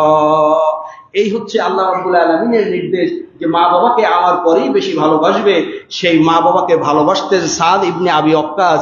এই ঘটনাটা এই জন্যই বলতেছি যে সাদ বিন আবি ওয়াক্কাসের ঈমান কেমন ছিল। সাহাবীদের ঈমানের ন্যায় আমাদেরকে যেহেতু ঈমানদার হতে বলেছেন আল্লাহ তাআলা, তাদের ঈমান কেমন ছিল? তারা কি মায়ের ভালোবাসা প্রাধান্য দিয়েছেন না আল্লাহ রাসূলের প্রতি ঈমান আনয়নের ব্যাপারে প্রাধান্য দিয়েছেন? এই সাদ ইবনে আবি ওয়াক্কাস রাদিয়াল্লাহু তাআলা আনহু যখন ইসলাম ধর্ম গ্রহণ করলেন, তার মা জানতে পারলেন। তার মা বিধর্মী ছিলেন, ইসলাম ধর্ম গ্রহণ করেননি। তার মা তাকে বুঝালেন, বাবা তুমি যেই ধর্ম গ্রহণ করেছো ওই ধর্মে ক্ষতি ছাড়া আর কিছুই নাই, তোমার ধন সম্পদ সব কিছু নষ্ট হয়ে যাবে, তুমি ওই ধর্ম থেকে ফিরে আসো। এরপরে মা যখন ওই সাদ ইবনে আবি ওয়াক্কাস রাদিয়াল্লাহু তাআলা আনহুকে আস্তে আস্তে বুঝালেন, সাদ ইবনে আবি ওয়াক্কাস তার কথা শুনলেন না। কারণ ঈমানের স্বাদ যেই ব্যক্তি একবার পেয়ে যায়, পৃথিবীর সমুদয় সম্পত্তি দিয়েও তার থেকে ঈমান কেউ কেড়ে নিতে পারে না। পারে নাকি? পারে না। এই সাদ ইবনে আবি ওয়াক্কাস রাদিয়াল্লাহু তাআলা আনহুর মা যখন তার কথা শুনলেন না, মায়ের কথা যখন তার সন্তান শুনলেন না, মা বুদ্ধিমানি করে আস্তে আস্তে খানা পিনা বন্ধ করে দিলেন। একদিন খান না, দুদিন খান না, 3 দিনের দিন সাদ ইবনে আবি ওয়াক্কাস রাদিয়াল্লাহু তাআলা মাকে জিজ্ঞেস করলেন, মা আমি তোমাকে ফলো করছি, এই 2-3 দিন যাবত তুমি খানা পিনা বন্ধ করে দিয়েছো, তুমি তো খানা পিনা কিছুই গ্রহণ করছো না, কারণটা কি? মা বলল, ওহে আমার কলিজার টুকরা সন্তান, তুই যেই ধর্ম গ্রহণ করেছো ওই ধর্ম থেকে যদি তুই ফিরে না আসো, তাহলে আমি এরকমের 1 দিন 2 দিন নয়, আমরণ পর্যন্ত আমি খানা পিনা কোনো কিছুই গ্রহণ করব না। এভাবে না খেয়ে একসময় আমি যখন ইন্তেকাল করব, তখন পৃথিবীর মানুষ তোকে ভৎসনা দিবে, তোকে বকা দিবে, তোকে গালমন্দ করবে যে সাদ ইবনে আবি ওয়াক্কাস রাদিয়াল্লাহু তাআলা আনহু তার মাকে হত্যা করেছে, না খাইয়ে কষ্ট দিয়ে তার মাকে সে মেরে ফেলেছে, তোকে বলবে তুই মাতৃহত্যা। সাদ ইবনে আবি ওয়াক্কাস রাদিয়াল্লাহু তাআলা আনহু কত চমৎকার বললেন, তার মাকে কত চমৎকার ভাবে উত্তর দিলেন, তার ঈমানের পাওয়ার কত সুন্দর ছিল। তিনি বলেন, ওহে আমার প্রিয়তম মা, তোমাকে যদি আল্লাহ রব্বুল আলামিন এখন তো একটা রূহ দিয়েছে, একটা জান দিয়েছে, এভাবে যদি তোমাকে আল্লাহ রব্বুল আলামিন 100 জান 100 রূহ দেয়, আর তোমার থেকে যদি একটা করে সব বিদায় নিয়ে যায়, তুমি যদি 100 বারও ইন্তেকাল করো, একবার নয়, 2 বার নয়, তুমি যদি 100 বারও ইন্তেকাল করো, আমি সাদ ইবনে আবি ওয়াক্কাস রাদিয়াল্লাহু তাআলা আনহু যেই ধর্ম গ্রহণ করেছি, যেই ধর্মের দীক্ষায় দীক্ষিত হয়ে ঈমানদার হয়েছি, মুমিন হয়েছি, তা থেকে আমি এক চুল পরিমাণও সরে আসব না। সুবহানাল্লাহ। অথচ যে সাহাবী ইসলাম ধর্ম গ্রহণ করার পূর্বেও মাকে সবচাইতে বেশি ভালোবেসেছেন। আবার কোরআনুল কারিমে এসেছে আয়াত যে মা বাবা যখন আল্লাহর অবাধ্য কিছু মানতে সন্তানকে বাধ্য করবে, শুধু ওই এক জায়গায় মা বাবাকে অমান্য করার কথা আল্লাহ তাআলা নির্দেশ দিয়েছে যে আল্লাহকে ভুলে যাও, কোরআনকে ভুলে যাও, রাসূলকে ভুলে যাও, ইসলামকে ভুলে যাও। এই অবাধ্য হওয়ার ক্ষেত্রে, ইসলাম থেকে সরে আসার ক্ষেত্রে মা বাবার কথা মানা যাবে না। সাদ ইবনে আবি ওয়াক্কাস রাদিয়াল্লাহু তাআলা সেই কাজটাই করলেন যে সাদ ইবনে আবি ওয়াক্কাস রাদিয়াল্লাহু তাআলা আনহু তার মাকে ইসলাম ধর্ম গ্রহণ করার পূর্বে জীবনের চাইতে সবচাইতে বেশি ভালোবেসেছেন। সেই সাদ ইবনে আবি ওয়াক্কাস তার মাকে বললেন, মা তুমি তো 1 দিন 2 দিন খানা পিনা বন্ধ করে দিয়েছো, এভাবে তুমি যদি খানা পিনা বন্ধ করতে করতে যদি তুমি 100 বার তুমি মৃত্যুবরণ করো, আর 100 বার যদি আল্লাহ তাআলা তোমাকে জান ফিরিয়ে দেয়, তবু আমি এই সাদ ইবনে আবি ওয়াক্কাস ইসলাম থেকে ফিরে আসবো না। এই হচ্ছে ইল্লাল্লাযীনা আমানু। সাহাবায়ে কিরামদের ঈমান ছিল, তাদের ঈমানের সাথে আমাদের ঈমান মিলাতে হবে। তাদের ঈমানের ন্যায় তারা যেভাবে মুমিন ছিল সেভাবে যদি আমরা মুমিন হতে পারি, ঈমানদার হতে পারি, তাহলে ইন্নাল ইনসানা লাফি খুসর, আল্লাহ তাআলা যে বললেন পৃথিবীর সমস্ত মানুষ ক্ষতিগ্রস্তের মধ্যে রয়েছে ইল্লাল্লাযীনা আমানু, মুমিন ব্যতীত, তাহলে আমরাও সেই মুমিনের কাতারে অন্তর্ভুক্ত হতে পারবো। আল্লাহ তাআলা আমাদেরকে পরিপূর্ণ ঈমানদার এবং খাঁটি মুমিন হওয়ার তৌফিক দান করুন বলে। সম্মানিত হাজিরিন, কোরআনুল কারীমের 103 নম্বর সূরা সূরাতুল আসরের আমরা তাফসীর করতেছিলাম। গত সপ্তাহে এর প্রথম পর্ব আমরা আলোচনা করেছি। আজকে চেষ্টা করব এই স্বল্প সময়ের মধ্যে শেষ করার। ওমা তৌফিক ইল্লা বিল্লাহ। আল্লাহ তাআলা আমাদেরকে আমলের নিয়তে বলার এবং শ্রবণ করার তৌফিক দান করুন, বলি আমিন। সূরা আসর, এটি 3 আয়াত বিশিষ্ট। আল্লাহ সুবহানাহু ওয়া তাআলা শুরুতেই ইরশাদ করেন, ওয়াল আসর, সময়ের শপথ, যুগের শপথ, কালের শপথ। ইন্নাল ইনসানা লাফি খুসর, নিশ্চয়ই সকল মানুষ ক্ষতিগ্রস্তের মধ্যে রয়েছে। ইল্লা, তবে ব্যতীত, আল্লাযীনা আমানু, যারা ঈমানদার হবে, ওয়া আমিলুস সালিহাত, যারা সৎ কাজ করবে, ওয়া তাওয়াসাউ বিল হাক্কি, যারা পরস্পরকে সৎ কাজের উপদেশ দিবে, ওয়া তাওয়াসাউ বিস সবরি, যারা পরস্পরকে ধৈর্য ধারণ করার উপদেশ দিবে, নিজেও ধৈর্যশীল হবে, অপরকেও ধৈর্যশীল হওয়ার পরামর্শ দিবে। এই 4টি গুণ, এই 4টি বৈশিষ্ট্য যার মধ্যে থাকবে, সেই ব্যক্তি ক্ষতিগ্রস্তের অন্তর্ভুক্ত হবে না। ইমাম মুহাম্মদ ইবনে ইদ্রিস আশ-শাফি রাহিমাহুল্লাহ বলেছেন যে আল্লাহ রাব্বুল আলামিন গোটা কোরআনুল কারীমের 113টি সূরা নাজিল না করে, এটা একটা তার বক্তব্য, কওল, এটা কোনো হাদিস না, যে আল্লাহ তাআলা যদি 113টি সূরা নাজিল না করে এই একটা সূরার ভিতরে যা রেখেছেন, এই একটা সূরা যদি নাজিল করতেন, তাহলে গোটা বিশ্ববাসীর জন্য, হেদায়েতের জন্য, কল্যাণের জন্য এই একটা সূরাই যথেষ্ট হতো, বলে সুবহানাল্লাহ। তো ইল্লাল্লাযীনা আমানু, এর ব্যাখ্যাই আমরা গত সপ্তাহে শেষ করতে পারি নাই। এই এক সপ্তাহে এই ইল্লাল্লাযীনা আমানুর আরো যত তাফসীর দেখেছি আমি, তাতে আমার মনে হয়েছে ইল্লাল্লাযীনা আমানু দিয়া আরো কয়েকটা জুমা চালানো যাবে। ইল্লাল্লাযীনা আমানু, কারণ কোরআনুল কারীমের পাতা খুললেই দেখবেন আল্লাহ তাআলা বলছেন, ইয়া আইয়ুহাল্লাযীনা আমানু, ইয়া আইয়ুহাল্লাযীনা আমানু আল্লাযীনা ইউমিনুনা বিল গায়বি ওয়া ইউকিমুনাস। ঈমানদারকে নিয়ে আল্লাহ তাআলার যত কথাবার্তা।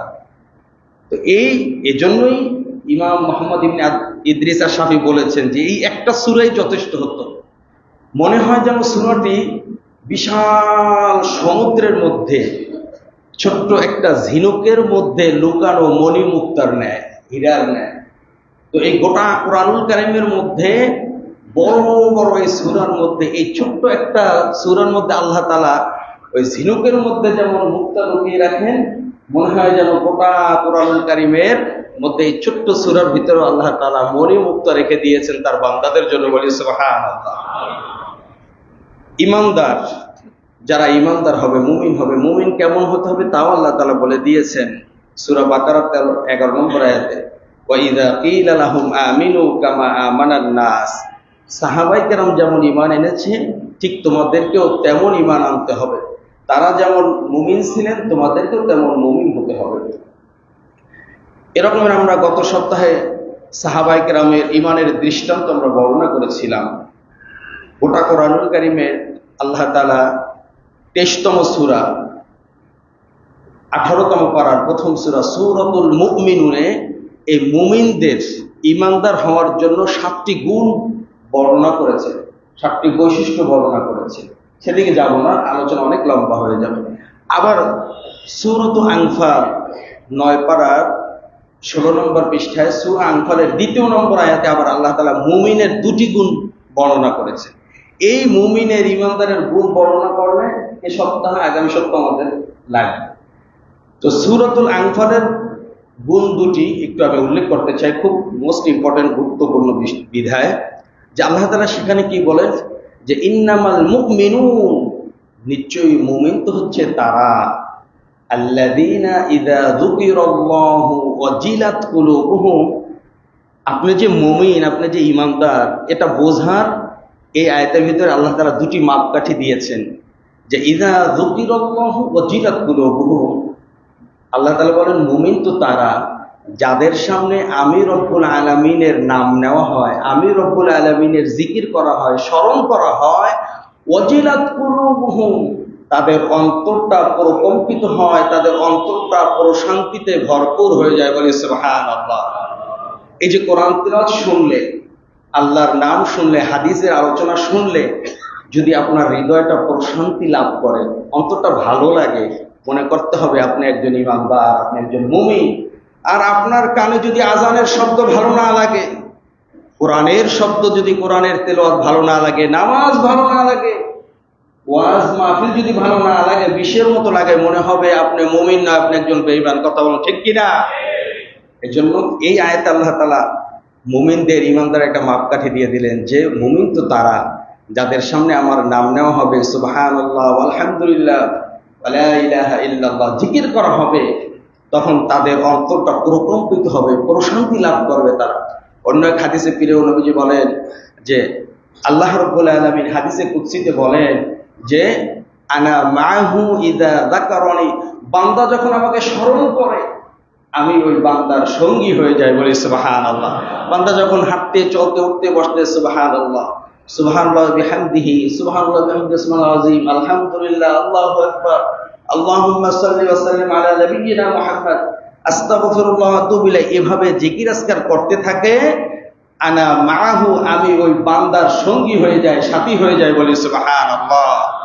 এরপরে আল্লাহ তাআলা বলেন যে ওয়া ইন যাকারানি ফি নাফসিহি যাকারতু ফি নাফসি, বান্দা যখন আমাকে একাকী স্মরণ করে, একাকী নিরিবিলি নিবৃত্তিতে বান্দা যখন আমাকে স্মরণ করে, আমিও রব্বুল আলামিন একাকী ওই বান্দাকে স্মরণ করি। সুবহানাল্লাহ। ওয়া ইন যাকারানি ফি মালাইন যাকারতুহু ফি মালাইন খায়রিম মিনহু, বান্দা যখন কোনো মজলিস কায়েম করে, কোনো ওয়াজ মাহফিলের ময়দানে, কোনো জিকিরের মজলিসে, দুনিয়ার জমিনে মজলিস কায়েম করে, আমাকে স্মরণ করে, আমি রব্বুল আলামিন ফেরেশতাদেরকে নিয়েও ওই বান্দার থেকে উত্তম মজলিস কায়েম করে ওই বান্দাকে স্মরণ করি। সুবহানাল্লাহ। সে কথাই এই সূরাতুল আনফালের দ্বিতীয় আয়াতের প্রথম গুণ বর্ণনা করা হয়েছে।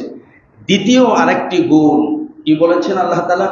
وَإِذَا تُلِيَتْ عَلَيْهِمْ آيَاتُهُ زَادَتْهُمْ إِيمَانًا, আর যখন ওই বান্দার সামনে কোরআনুল কারীম তেলাওয়াত করা হবে, ওই বান্দার ঈমানটা মনে হয় যেন বৃদ্ধি পায়। সুবহানাল্লাহ। এজন্য দেখবেন ভালো ভালো কারীর কণ্ঠে ভালো ভালো তেলাওয়াত যখন শুনে অনেক মানুষ কান্নায় ভেঙে পড়ে, আবেগে আপ্লুত হয়ে যায়। যায় কি যায় না? এটাই বোঝা যায় যেই কোরআন তেলাওয়াত শোনার পরে যার চোখ থেকে পানি বেয়ে বেয়ে পড়বে, যার হৃদয়টা প্রশান্তি লাভ করবে, প্রকম্পিত হবে, মনে করতে হবে এই লোকটা একটা পাক্কা ইমানদার। আল্লাহ রাব্বুল আলামিন এখানেও ইমানদারের দুটি গুণ বর্ণনা করে দিয়েছে। তার সামনে জিকির করলে তার হৃদয়টা প্রকম্পিত হবে, প্রশান্তি লাভ করবে। কোরআন তেলাওয়াত করা হলে তার ঈমানটা কি হবে? বৃদ্ধি পাবে। সম্মানিত হাজিরিন, দ্বিতীয় যে গুণ, ইল্লাল্লাযীনা আমানু ওয়া আমিলুস সালিহাত, বান্দা যারা সৎ কাজ করবে, ভালো কাজ করবে। আমরা কম বেশি সকলেই জানি কোনটা ভালো কাজ, কোনটা মন্দ কাজ। এক কথায় আল্লাহ রাব্বুল আলামিন যে সমস্ত কাজ করতে আমাদেরকে বলেছেন তা করা, আর আল্লাহ রাব্বুল আলামিন যা থেকে নিষেধ করেছেন তা থেকে বেঁচে থাকার নামই হচ্ছে ভালো কাজ। আল্লাহ তাআলার অবাধ্য না হওয়া, রাসূলের অবাধ্য না হওয়া। এজন্য অন্য এক মনীষী বলেন যে আল্লাহ রাব্বুল আলামিনের যথাযথভাবে আনুগত্য করার নামই হচ্ছে কি? ইবাদত বন্দেগী করার নামই হচ্ছে সৎ কাজ। ওয়া আমিলুস সালিহাত, এই সালেহ শব্দের অর্থ হচ্ছে ভালো কাজ। যেমন এই সালেহ শব্দের আরেকটি অর্থ রয়েছে হাসানা। হাসানা শব্দের অর্থ ভালো কাজ। যেমন হাসানা সাইয়্যিয়া, এর বিপরীত হচ্ছে সাইয়্যিয়া। সাইয়্যিয়া শব্দের অর্থ হচ্ছে মন্দ কাজ, আর হাসানা শব্দের অর্থ হচ্ছে ভালো কাজ। এজন্য আল্লাহ রাব্বুল আলামিন কোরআনুল কারীমে স্বয়ং নিজে নির্দেশ দিয়েছেন। তিনি বলেন ওয়া আহসিনু ইন্নাল্লাহা ইউহিব্বুল মুহসিনিন, তোমরা সৎ কাজ করো, ইন্নাল্লাহা ইউহিব্বুল মুহসিনিন, আল্লাহ রাব্বুল আলামিন সৎ কর্মশীলদেরকে ভালোবাসে। তোমরা সৎ কাজ করো, সৎ কাজ করলে আল্লাহ তোমাদেরকে ভালোবাসবেন। জিবরিল আমিন আল্লাহ রাসূল সাল্লাল্লাহু আলাইহি ওয়াসাল্লামের কাছে আসলেন। তিনি 3-4টা প্রশ্ন করলেন। প্রথম প্রশ্ন করলেন ইসলাম সম্পর্কে, তিনি জানতে চাইলেন। এরপরে ঈমান সম্পর্কে, এরপরে এই ইহসান সম্পর্কে। আখবিরনি আনিল ইহসান, ইয়া রাসূলুল্লাহ, আমাকে ইহসান সম্পর্কে আপনি জানান দিন, অর্থাৎ ভালো কাজ। ভালো কাজটা কিভাবে করব, ভালো কাজের পদ্ধতিটা কি? তখন প্রিয় নবীজি বললেন, আনতা আবুদাল্লাহা কাআন্নাকা তারাহু ফাইন লাম তাকুন তারাহু ফাইন্নাহু ইয়ারাক। তুমি এমন ভাবে ইবাদত বন্দেগী করবে, কাজ করবে, যেন মনে হয় আল্লাহ রব্বুল আলামিনকে তুমি দেখছো। আর আল্লাহ রব্বুল আলামিনকে যদি দেখতে নাও পাও, মনে করবে আল্লাহ রব্বুল আলামিন তোমাকে দেখতে পাচ্ছে। সুবহানাল্লাহ। এই দুটি খেয়াল ধারণা রেখে যদি কোনো কাজ করা হয় যে আল্লাহ তাআলা আমাকে দেখছেন, আমি যে ওজনে কম দিলাম না বেশি দিলাম, আমার এই যে কাস্টমার, সে তো দোকানের বাহিরে, আমার এই ওজন করার যন্ত্র পরিমাপ তো আমার হাতের মুঠোর ভিতরে। আমি কি তাকে 100 গ্রাম কম দিলাম, আমি কি তাকে 50 গ্রাম কম দিলাম, এই কাস্টমার না দেখলেও একজন দেখেন, তিনি কে? আল্লাহ। এই যে আল্লাহ তাআলাকে যদি সে ভয় করে যে আল্লাহ তাআলা তো দেখছেন আমাকে, তাহলে সেই কাজটাই হবে কি? সৎ কাজ, ভালো কাজ। বান্দা যখন এই খেয়ালটা ভিতরে আনতে পারবে, আমি যে কাজ করছি, আমি যে হাঁটছি, চলছি, দান সদকা করছি, যা কিছু করছি, সব কিছু আল্লাহ রব্বুল আলামিন অবলোকন করছেন, সব কিছু দেখছেন। আল্লাহ রব্বুল আলামিন আমাকে অবজারভেশন করছেন। এই খেয়াল যদি আমরা রাখতে পারি, তাহলে আমাদের দ্বারা আর কোনো অন্যায় কাজ সংগঠিত হবে না। সম্মানিত হাজিরিন, তবে কোরআনুল কারিমে আল্লাহ রব্বুল আলামিন সূরাতুন নিসার 36 নম্বর আয়াতে প্রায় 11টি ভালো কাজের বর্ণনা দিয়েছেন, যে এই কাজগুলো তোমরা তো সব জানোই। ভালো কাজ কোনগুলো? নামাজ পড়া, রোজা রাখা, হজ করা, যাকাত দেওয়া, দান সদকা করা, প্রতিবেশীর সাথে ভালো ব্যবহার করা, মা বাবার খেদমত করা। এক কথায় আল্লাহ তাআলা যা বলছেন তা করা, যা নিষেধ করেছেন তা না করা, এটা ভালো কাজ। এরপরেও আল্লাহ তাআলা কতগুলো বর্ণনা দিয়েছেন যে বান্দা, আমি তোমাকে বলে দিলাম এই কাজগুলো ভালো, তুমি এই কাজগুলো যদি করতে পারো তাহলেই ও আমিরুস সলিহাত হবে। আর তখনই তুমি ইন্নাল ইনসানা লাফি খুসর, তুমি ক্ষতিগ্রস্তদের অন্তর্ভুক্ত হবে না। সে আয়াত আল্লাহ তাআলা কি বলেন? আল্লাহ তাআলা বলেন 1 নম্বরে, ওয়া'বুদুল্লাহ, ওহে পৃথিবীর মানুষ, তোমরা আমি রব্বুল আলামিনের ইবাদত করো। এই ইবাদতের ভিতরে নামাজ, রোজা, হজ, যাকাত, দান সদকা সব কিছু চলে এসেছে। 2 নম্বরে ভালো কাজ, ওয়া আমিলুস সলিহাত, কি আল্লাহ রব্বুল আলামিন বলে দিলেন, ওয়ালা তুশরিকু বিহি শাইআন, ইবাদত বন্দেগী করার পাশাপাশি আমি রব্বুল আলামিনের সাথে কোনো কিছু শিরক করবে না। এই জন্যই আল্লাহ রব্বুল আলামিন কোরআনুল কারীমের অন্য এক জায়গায় বলে দিলেন, ইন্নাল্লাহা লা ইয়াগফিরু أن يشرك به ويغفر ما دون ذلك لمن يشاء। আল্লাহ রাব্বুল আলামিন বলেন, ইন্নাল্লাহা লা ইয়াগফিরু আন ইউশরাকা বিহি, আল্লাহ রাব্বুল আলামিন তার সাথে শিরক করার গুনাহ ক্ষমা করেন না। ওয়া ইয়াগফিরু মা দুনা যালিকা লিমান ইয়াশা, আল্লাহ ইচ্ছা করলে শিরক ব্যতীত বান্দার জীবনের সমস্ত গুনাহগুলো ক্ষমা করে দিতে পারে। সুবহানাল্লাহ। আল্লাহ পারেন কি পারেন না? সেই ক্ষমতা আল্লাহর আছে না নাই? আছে, আল্লাহর আছে। এজন্য বলেছেন, বান্দা আমার ইবাদত করবে আর পাশাপাশি আমার সাথে শিরক থেকে কি করবে? বেঁচে থাকবে, শিরক করবে না। এজন্য লোকমান হাকিম আলাইহিস সালাম তার সন্তানকে উপদেশ দিতে গিয়ে বলেছিলেন, বাবা লা তুশরিক বিল্লাহ, তুমি যা কিছুই করো না কেন আমার সন্তান, কলিজার টুকরো সন্তান, আল্লাহর সাথে কাউকে শিরক করো না। ইন্না শিরকা লাযুলমুন আযীম, শিরক হচ্ছে মহা অন্যায়। তাহলে এই আয়াতে আমরা 2টি ভালো কাজ পেলাম। একটা হচ্ছে অন্যায় থেকে, গুনাহ থেকে বেঁচে থাকাও একটা সৎ কাজ। অন্যায় থেকে, গুনাহ থেকে বেঁচে থাকাটাও কি? আমিলুস সলিহাত। এজন্য শিরক থেকে বেঁচে থাকার কথা আল্লাহ তাআলা বলেছেন। 3 নম্বরে আল্লাহ রাব্বুল আলামিন বলেন, ওয়াবিল ওয়ালিদাইনি ইহসানা, আল্লাহ রাব্বুল আলামিনের ইবাদত বন্দেগী করার পরে ওয়াবিল ওয়ালিদাইনি ইহসানা, মাতা পিতার সাথে সৎ ব্যবহার করবে, যেটা আল্লাহ রাব্বুল আলামিন সূরাত বনী ইসরাঈলেও বলে দিলেন, وَقَضَى رَبُّكَ أَلَّا تَعْبُدُوا إِلَّا إِيَّاهُ وَبِالْوَالِدَيْنِ إِحْسَانًا। وَقَضَى رَبُّكَ, তোমাদের রব তোমাদেরকে নির্দেশ দিচ্ছেন শুধুমাত্র কেবলমাত্র আমি রব্বুল আলামিনের ইবাদত করবে। আমার ইবাদতের পরে ওয়াবিল ওয়ালিদাইনি ইহসানা, কোনো পীরের নয়, কোনো শিক্ষকের নয়, কোনো মুরব্বীদের নয়, সর্বপ্রথম আমার ইবাদতের পরে তোমার মাতা পিতার সাথে তুমি সদ্ব্যবহার করবে। সুবহানাল্লাহ। অন্য এক হাদিসে প্রিয় নবীজি বলেন, মা বাবার সন্তুষ্টিতে আল্লাহ রাব্বুল আলামিন সন্তুষ্ট হয়ে যান, মা বাবার অসন্তুষ্টিতে আল্লাহ রাব্বুল আলামিন অসন্তুষ্টি হয়ে যায়। এজন্য আল্লাহর সন্তুষ্টি অর্জন করতে হলে আগে কার সন্তুষ্টি অর্জন করতে হবে? মা বাবার। মা বাবা যদি সন্তানের উপরে রাজি খুশি থাকে, আল্লাহ রাব্বুল আলামিন কি হয়ে যায়? রাজি আর খুশি হয়ে যায়। যার উপরে আল্লাহ তাআলা রাজি খুশি সন্তুষ্ট হয়ে যাবে, তার তো দুনিয়া ও আখিরাতে কোনো চিন্তা নেই। এজন্য আল্লাহর ইবাদতের পরে কার সদ্ব্যবহার করতে হবে? মা বাবার সাথে ভালো ব্যবহার করতে হবে। এরপরে কাদের সাথে? অবিদিল কোরবা, নিকট আত্মীয়, ফুফু, খালা, খালো, মামা, মামি, আত্মীয় স্বজন, দাদা দাদি, নানা নানি, শ্বশুর শাশুড়ি, অবিদিল কোরবা, নিকট আত্মীয়দের সাথেও ভালো ব্যবহার করা, এটা ওয়ামিলুস সালিহাতের অন্তর্ভুক্ত। ওয়াল ইয়াতামা, এতিমদের সাথে ভালো ব্যবহার করা। দেখা যায় অনেক জায়গায় এতিমদের ধন সম্পদ লুণ্ঠন করে মানুষ খেয়ে ফেলে, যাদের ব্যাপারে আল্লাহ রাব্বুল আলামিন বলেছেন, ইন্নাল্লাযীনা ইয়াকুলুনা আমওয়ালাল ইয়াতামা যুলমান ইন্নামা ইয়াকুলুনা ফী বুতুনিহিম নারা। যারা এতিমদের ধন সম্পদ খেয়ে ফেলবে, তারা তো এতিমের ধন সম্পদ খায় না, বরং তারা জাহান্নামের আগুনের টুকরা খায়। বলে নাউযুবিল্লাহ।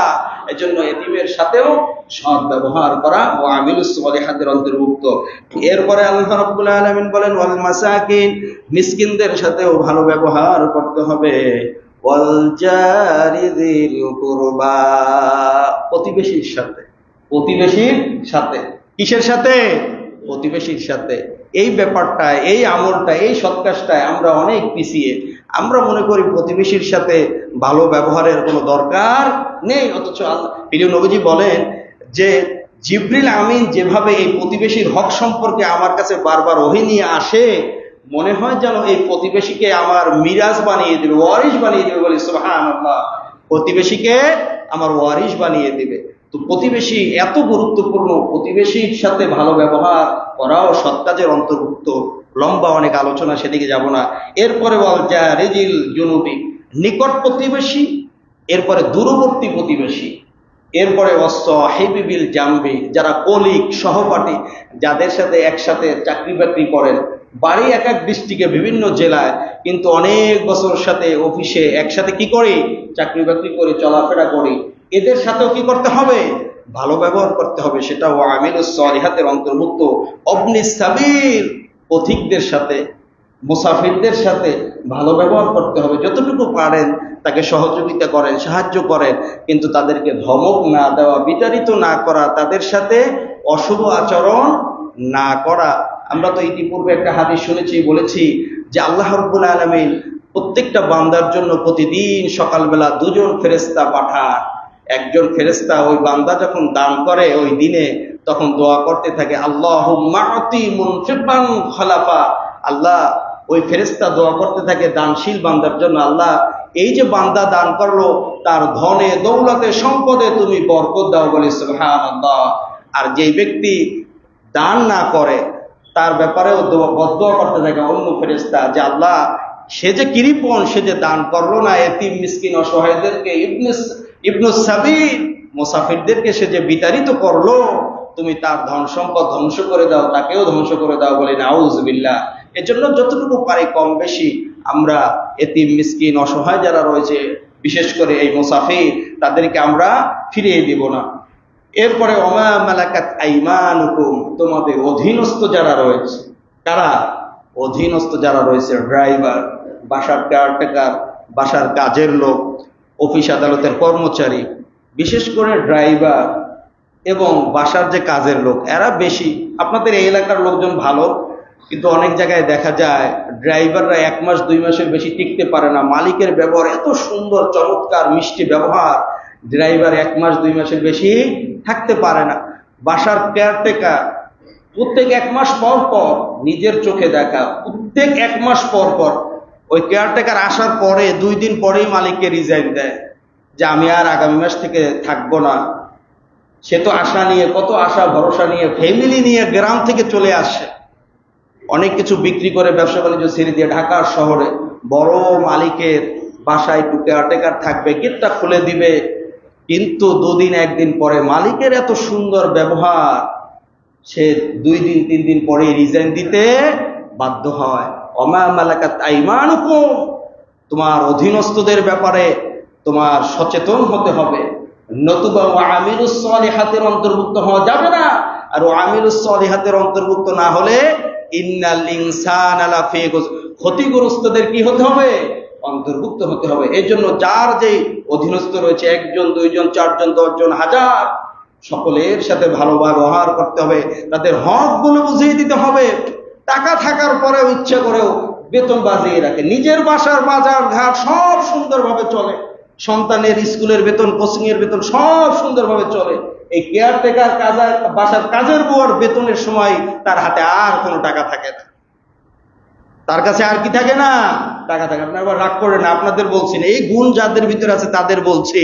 তো এই জন্য অধীনস্থ, তারও তো ফ্যামিলি আছে, তার সন্তান আছে, তার বিবি আছে।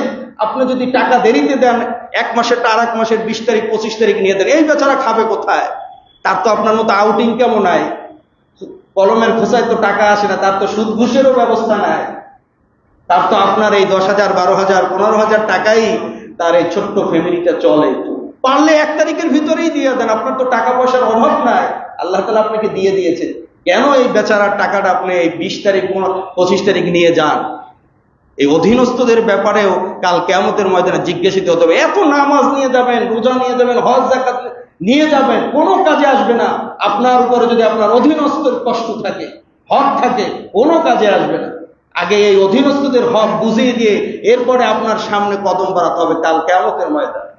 ওমা মালাকাত আইমানুকুম, অধীনস্থদের ব্যাপারে যারা সচেতন হবে, সেটাই হচ্ছে সৎ কাজ, ভালো কাজের অন্তর্ভুক্ত। সম্মানিত হাজিরিন, রাগ করেন আপনারা। ইন্নাল্লাহা লা ইউহিব্বু কুল্লা মুখতালিন ফাখুর, নিশ্চয়ই আল্লাহ রাব্বুল আলামিন প্রত্যেক গর্বকারীকে, অহংকারীকে অপছন্দ করে। এই কাজগুলো যারা করবে তারাই হচ্ছে সৎ কাজের অন্তর্ভুক্ত হবে। সৎ কাজের কথা আল্লাহ তাআলা বলেছেন কুরআনুল কারীম, অসংখ্য অগণিত জায়গায় ভাবে সৎ কাজের কথা আল্লাহ তাআলা বর্ণনা করেছেন। এক কথায় আল্লাহ তাআলা যা করতে বলেছেন, যেই কাজে আল্লাহ সন্তুষ্ট সেই কাজ করা, আর যেই কাজে আল্লাহ তাআলা অসন্তুষ্ট হন, যেই কাজ করতে নিষেধ করেছেন আল্লাহ তাআলা, সেই কাজ থেকে বিরত থাকার নামই হচ্ছে আমিলুস সলিহাত, সৎ কাজ করা। আল্লাহ তাআলা আমাদেরকে বেশি বেশি সৎ কাজ, সৎ আমল করার তৌফিক দান করুন বলে আমিন। সম্মানিত হাজিরিন, তৃতীয় যে আমলটি রয়েছে, ওয়াতাওয়াসাউ বিল হাক্কি, পরস্পরকে কি করা? সৎ কাজের উপদেশ দেওয়া। নিজে তো দ্বিতীয় গুণটা হচ্ছে নিজে সৎ কাজ করবে। তৃতীয় নম্বরে হচ্ছে পরস্পরকেও সৎ কাজের উপদেশ। শুধু নিজেই করলাম, নিজেই নামাজ পড়লাম, নিজেই রোজা রাখলাম, হজ করলাম, যাকাত দিলাম, দান সদকা করলাম, পরিবারের বিবি, সন্তান, মেয়ে, ছেলে, অধীনস্থ, ড্রাইভার, কেয়ারটেকার নামাজ পড়ছে কি পড়ছে না তাদের খোঁজ খবর নিলাম না। না, তাদেরকেও সৎ কাজের আদেশ দিতে হবে। বাবা, নামাজ পড়তে হবে, ভালো কাজ করতে হবে, সৎভাবে চলতে হবে। এই কাজগুলো পরস্পরকেও বলতে হবে। সে কথাই আল্লাহ তাআলা সূরা আলী ইমরানের 104 নম্বরে বলেন, কি বলেন? ওয়ালতাকুম মিনকুম উম্মাতুন ইয়াদউনা ইলাল খায়র ওয়া ইয়া'মুরুনা বিল মা'রুফ ওয়া ইয়ানহাউনা 'আনিল মুনকার ওয়া উলাইকা হুমুল মুফলিহুন। ওয়ালতাকুম মিনকুম উম্মাতুন ইয়াদউন, আল্লাহ রাব্বুল আলামিন বলেন, তোমাদের মধ্যে এমন একটি দল থাকা উচিত, তোমাদের মধ্যে এমন একটি জাতি থাকা উচিত, সম্প্রদায় থাকা উচিত, ইয়াদউনা ইলাল খায়র, যারা আল্লাহ রাব্বুল আলামিনের কল্যাণের দিকে আহ্বান করবে, মানুষদেরকে ডাকবে, ভালো কাজের দিকে ডাকবে। এরপরে আল্লাহ রাব্বুল আলামিন বলে, দ্বিতীয়ত ওয়ায়ামুরুনা বিল মা'রুফ, মানুষদেরকে সৎ কাজের আদেশ দিবে, ওয়ায়ানহাউনা আনিল মুনকার, আর মানুষদেরকে অসৎ কাজ থেকে বারণ করবে। এই অত্র আয়াতে আল্লাহ রাব্বুল আলামিন 3টি ফর্মুলা দিয়ে দিলেন যে তোমাদের মধ্যে একদল মানুষ থাকা উচিত যারা মানুষদেরকে আল্লাহর দিকে আহ্বান করবে। 2 নম্বরে যারা কি করবে? মানুষদেরকে ইয়ামুরুনা বিল মা'রুফ, সৎ কাজের আদেশ দিবে, ওয়ায়ানহাউনা আনিল মুনকার, আর মানুষদেরকে অসৎ কাজ থেকে বারণ করবে। অন্য এই সূরারই 110 নম্বর আয়াতে আল্লাহ রাব্বুল আলামিন বলেন, কুনতুম খায়রা উম্মাতিন উখরিজাত লিন-নাস তা'মুরুনা বিল মা'রুফি ওয়া তানহাউনা আনিল মুনকারি ওয়া তু'মিনুনা তুমিনুনা বিল্লাহ কুনতুম খায়রা উম্মাহ, তোমরাই হচ্ছে সর্বশ্রেষ্ঠ জাতি, উখরিজাত লিন-নাস, তোমাদেরকে আল্লাহ রাব্বুল আলামিন মানুষের কল্যাণের জন্য সৃষ্টি করেছে। তোমাদেরকে অহেতুক সৃষ্টি করা হয় নাই, মানুষের অকল্যাণের জন্য তোমাদেরকে সৃষ্টি করা হয় নাই, তোমাদেরকে মানুষের কল্যাণের জন্য সৃষ্টি করা হয়েছে। আর এই কল্যাণটা তোমরা কিভাবে করবে, কিভাবে অর্জন করবে? তা'মুরুনা বিল মা'রুফ, যখন তোমরা মানুষদেরকে ভালো কাজের আদেশ দিবে, ওয়া তানহাউনা আনিল মুনকার, আর মানুষদেরকে অসৎ কাজ থেকে বারণ করবে, তখনই তোমরা হবে শ্রেষ্ঠ জাতি। আর আল্লাহ রাব্বুল আলামিন যে উদ্দেশ্যে তোমাদেরকে সৃষ্টি করেছে, সেই উদ্দেশ্যটা উখরিজাত লিন-নাস তখনই বাস্তবায়ন হবে। সুবহানাল্লাহ। তোমাদেরকে আল্লাহ রাব্বুল আলামিন এমনি এমনি সৃষ্টি করেন নাই, তোমরা শ্রেষ্ঠ জাতি, তোমাদেরকে মানুষের কল্যাণের জন্য সৃষ্টি করা হয়েছে। আর এই কল্যাণটা তখনই হবে যখন মানুষদেরকে তোমরা সৎ কাজের আদেশ দিবে, অসৎ কাজ থেকে বারণ করবে। এই অসৎ কাজ থেকে মানুষদেরকে বারণ যদি আমরা না করি, আর সৎ কাজের আদেশ যদি আমরা না দেই, যেমন আজানের টাইম হয়েছে, অজু গোসল করে সুন্দরভাবে নিজে নামাজে চলে আসলাম, সন্তানকে বললাম না, বিবিকেও নামাজের দাওয়াত দিয়ে আসলাম না, আসার পথে রাস্তাঘাটে কলিগ প্রতিবেশী যাদেরকে দেখলাম তাদেরকেও বললাম না, ভাই আজান হয়েছে চলুন নামাজ পড়তে চলুন আসুন। এই যে সৎ কাজের আমরা আদেশ করলাম না, আসার পথে যদি কোনো অসৎ কাজ দেখি, অন্যায় কাজ দেখি, সেটা থেকে আমরা একটু বারণও করলাম না, তাহলে এই নামাজ, রোজা, হজ, যাকাত, ইবাদত, বন্দেগী কোনো কাজে আসবে না। কিভাবে কাজে আসবে না, কেন কাজে আসবে না, সে কথাও প্রিয় নবীজি বললেন। তিরমিজি শরীফের হাদিস 2169 নম্বর হাদিস, প্রিয় নবীজি বলেন, ওয়াল্লাযী নাফসি বিয়াদিহি, ওই সত্তার কসম করে বলছি যার হাতে আমার প্রাণ, লাতা'মুরুন্না বিল মা'রুফি ওয়া লাতানহাউন্না আনিল মুনকার, অবশ্যই অবশ্যই তোমরা মানুষদেরকে সৎ কাজের আদেশ দিবে। প্রিয় নবীজি বলেন অবশ্যই অবশ্যই, লাতা'মুরুন্না, লাম তাকিদ এবং নুন তাকিদ, একটা শব্দের শুরুতে যখন লাম আসে শেষে নুন আসে, সেটা নিশ্চয়তার অর্থ দেয় অবশ্যই অবশ্যই তোমরা সৎ কাজের আদেশ দিবে। ওয়ালা তানহাউন্না, অবশ্যই অবশ্যই আনিল মুনকার, মানুষদেরকে তোমরা অসৎ কাজ থেকে বারণ করবে। এরপরে প্রিয় নবীজি বলেন, নাউ লা ইউশিকান্নাল্লাহু আইয়াবাতা আলাইকুম ইকাবাম মিনহু, তোমরা যদি এই দুটি কাজ না করো, মানুষদেরকে সৎ কাজের আদেশও দাও না, অসৎ কাজ থেকে বারণও করো না, এই কাজ দুটি যদি তোমরা না করো, আও লা ইউশিকান্নাল্লাহু আযাবা আইয়াবাতা আলাইকুম ইকাবাম মিনহু, আল্লাহ রাব্বুল আলামিন তোমাদের উপরে এমন শাস্তি নাজিল করবেন, এমন আযাব গজব দিবেন, যে আযাব গজবের কারণে তোমরা ধ্বংস হয়ে যাবে। শুধু তাই নয়, সুম্মা তাদউনাহু ফালা ইউস্তাজাবু লাকুম, তোমরা যে ইবাদত বন্দেগী করবে, আল্লাহর কাছে দোয়া করবে, আল্লাহ রাব্বুল আলামিন তোমাদের এই সেই ইবাদত আর দোয়া ফালা ইউস্তাজাবু লাকুম কবুল করবেন না। এই হাদিসে, সহিহ হাদিসে প্রিয় নবীজি বললেন যে সৎ কাজ থেকে, অসৎ কাজ থেকে যে মানুষদেরকে বারণ করা, সৎ কাজের নির্দেশ দেওয়া, এই কাজ দুটি যদি তোমরা না করো, আল্লাহ তোমাদের উপরে কি করবেন? আযাব দিবেন, গজব দিবেন। আমাদের উপরে মাঝে মধ্যে আযাব গজব, করোনা নামক, বিভিন্ন কোভিড নামক আযাব গজব আসে কি আসে না?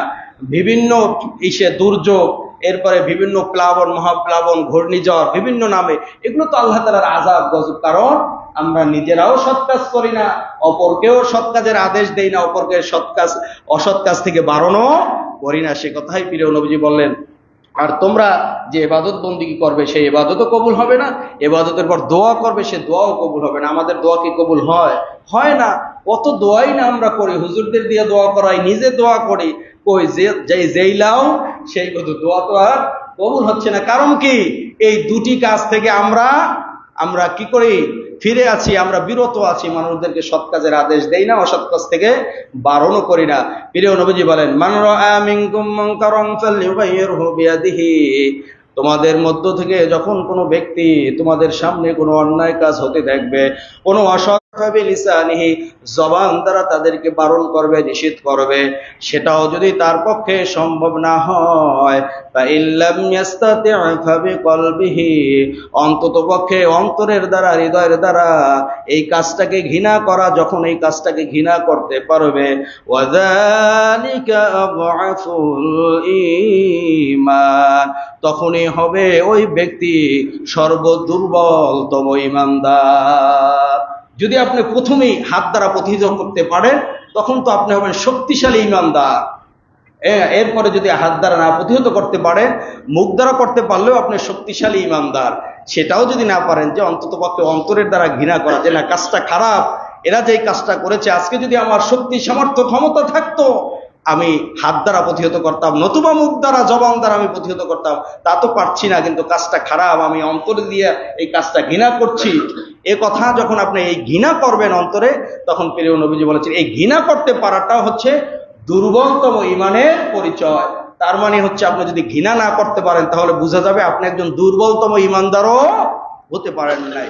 সম্মানিত হাজির, সর্বশেষ যে 4টি গুণ বৈশিষ্ট্যের, সেটি হচ্ছে সবর, পরস্পরকে কি করা, ধৈর্যশীল হওয়ার উপদেশ দেওয়া।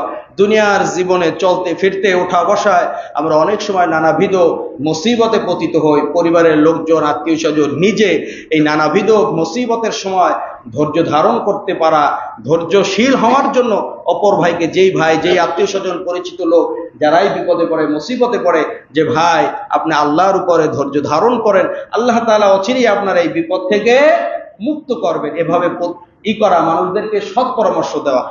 আর তাকে অসৎ যদি পরামর্শ দেন, ভাই এই কাজটা এভাবে না, এইভাবে করলেই আপনি করবেন, আপনাকে বিপদে ফেলার জন্য সে নানাবিধ আপনাকে পরামর্শ দেবে, ধৈর্যশীল হওয়ার পরিচয় দিবে না, পরামর্শ দিবে না, তখন আপনি আর আল্লাহ রাব্বুল আলামিনের সাহায্য পাবেন না।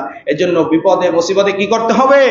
সর্বপ্রথম আল্লাহ রাব্বুল আলামিনের উপরে ধৈর্যশীল হতে হবে। এই জন্য আল্লাহ রাব্বুল আলামিন কোরআনুল কারীমে বলে দিলেন যে ইয়া আইয়ুহাল্লাযীনা আমানুস্তাঈনু বিস-সাবরি ওয়াস-সালাহ, বান্দা দুটি জিনিসের মাধ্যমে আমার কাছে তোমরা সাহায্য চাও, সাহায্য প্রার্থনা করো। এক নম্বরে হচ্ছে কি সবর, এক নম্বরই বলে দিলেন সবরের মাধ্যমে আমার কাছে তোমরা সাহায্য প্রার্থনা করো। ওয়াস-সালাহ, এবং নামাজের মাধ্যমে। বিপদে পড়েছেন, মুসিবতে পড়েছেন, সাহাবায়ে কেরামের উপরে কোনো বিপদ আসলে, মুসিবত আসলে সাথে সাথে ওযু করেই 2 রাকাত সালাতুল হাজাতের নামাজে দাঁড়িয়ে যেতেন। এ থেকে আমরাও শিক্ষা নেই। আমাদের উপরে বিপদ মুসিবত আসলে, কোনো সময় কখনো বিপদ মুসিবতে পড়লে মাকে ফোন দিলে, মা এই বিপদ, এই মুসিবত, যে বাবা তাড়াতাড়ি উযু করেই 2 রাকাত নামাজ পড়ো, আল্লাহ তাআলা সহজ করে দিবেন, সমাধান করে দিবেন। আপনাদেরকেও এই মেসেজ দিয়ে যায়, মুসিবত আসবেই, মুসিবত আসবে, যতদিন হায়াত আছে, কম হোক বেশি হোক, ছোট হোক বড় হোক, বিপদ আপদের বাহিরে কেউই নয়, মুসিবতের ঊর্ধ্বে কেউই নয়। তখন আমরা কি করব? নামাজ আদায় করবো, আল্লাহ রাব্বুল আলামিনের কাছে সাহায্য প্রার্থনা করব। আমরা কি করব? ধৈর্যশীল হব, ধৈর্যের পরিচয় দিব। আল্লাহ তাআলা নিজেই বলছেন, বান্দা ওয়ালা নাবলুওয়ান্নাকুম বিশাইইম মিনাল খাউফ, আমি তোমাদেরকে পরীক্ষা করি। আল্লাহ তাআলা পরীক্ষা করেন, মুমিন বান্দাদেরকে পরীক্ষা করেন। বিশাইইম মিনাল খাউফ, ভয় দিয়ে, ওয়াল জু, ক্ষুধা দিয়ে, ওয়া নাফসিম মিনাল আমওয়ালি ওয়াল আনফুসি ওয়াত তামারাত, জান মাল এবং ফসল, ফল ফলাদি, ফসলের ক্ষতি সাধন দিয়ে আমি বান্দাদেরকে অনেক সময় পরীক্ষা করি। এই পরীক্ষায় উত্তীর্ণ তারাই হতে পারবে যারা কি হবে? ধৈর্যশীল হবে। অবশ্যই সাবিরিন। চমৎকার একটা হাদিস এসেছে এই ব্যাপারে, প্রিয় নবীজি বলেন, আজাবাল লিআমরিল মুমিন, মুমিনদের প্রত্যেকটা বিষয় আমি আশ্চর্যান্বিত হই।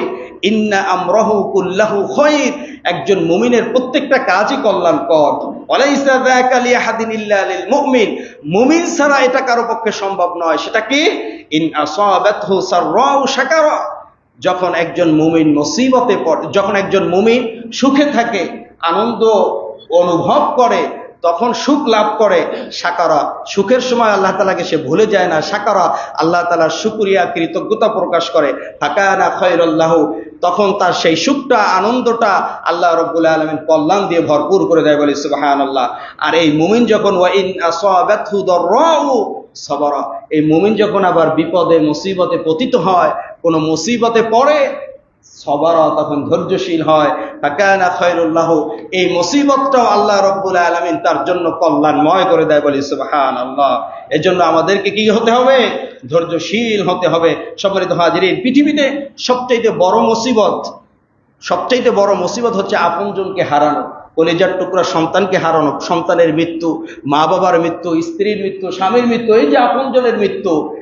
প্রিয় নবীজি বলেন, বুখারী শরীফের হাদিস, এভাবে আপনজনদের হারানোর পরে যে ব্যক্তি ধৈর্যশীল হতে পারবে, তার একমাত্র প্রতিদান হচ্ছে জান্নাত, বলি সুবহানাল্লাহ। আর কোনো প্রতিদান নয়, আল্লাহ তাআলা তার জন্য প্রতিদান রেখেছেন জান্নাত। এজন্য যত বড়ই বিপদ আসুক, মুসিবত আসুক, ধৈর্যশীল হতে হবে। কার উপরে ধৈর্য ধারণ করতে হবে? আল্লাহর উপরে ধৈর্য ধারণ করতে হবে। সম্মানিত হাজিরিন, আমরা জানলাম যে আল্লাহ রাব্বুল আলামিন গোটা কোরআনুল কারীমের মধ্যে অত্যন্ত চমৎকার ছোট্ট একটি সূরা, সূরাতুল আসর, 3 আয়াত বিশিষ্ট এই আয়াত, এই সূরার ভিতরে আল্লাহ তাআলা বলেন, ওয়াল আসর, সময়ের শপথ, ইন্নাল ইনসানা লাফি খুসর, নিশ্চয়ই সমস্ত মানুষ ক্ষতিগ্রস্তের অন্তর্ভুক্ত, ইল্লা, তবে 4 গুণওয়ালা বিশিষ্ট মানুষ ব্যতীত, যারা ইল্লাল্লাযীনা আমানু, যারা ঈমানদার হবে। আর ঈমানদার কেমন হতে হবে সে বিষয়ে আমরা বর্ণনা করেছি। 2 নম্বরে ওয়া আমিলুস সলিহাত, সৎ কাজ করা।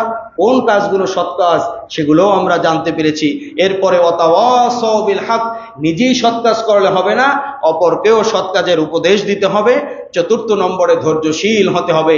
এই 4 গুণ, এই 4 গুণে গুণান্বিত যেই ব্যক্তি হবে সেই ব্যক্তি ক্ষতিগ্রস্ত হবে না। আল্লাহ রাব্বুল আলামিন আমাকে সহ আমাদের সবাইকে ইখলাসের সাথে একনিষ্ঠভাবে আমল করার তৌফিক দান করুন বলে আমিন। ওয়া আখিরু দাওয়ানা।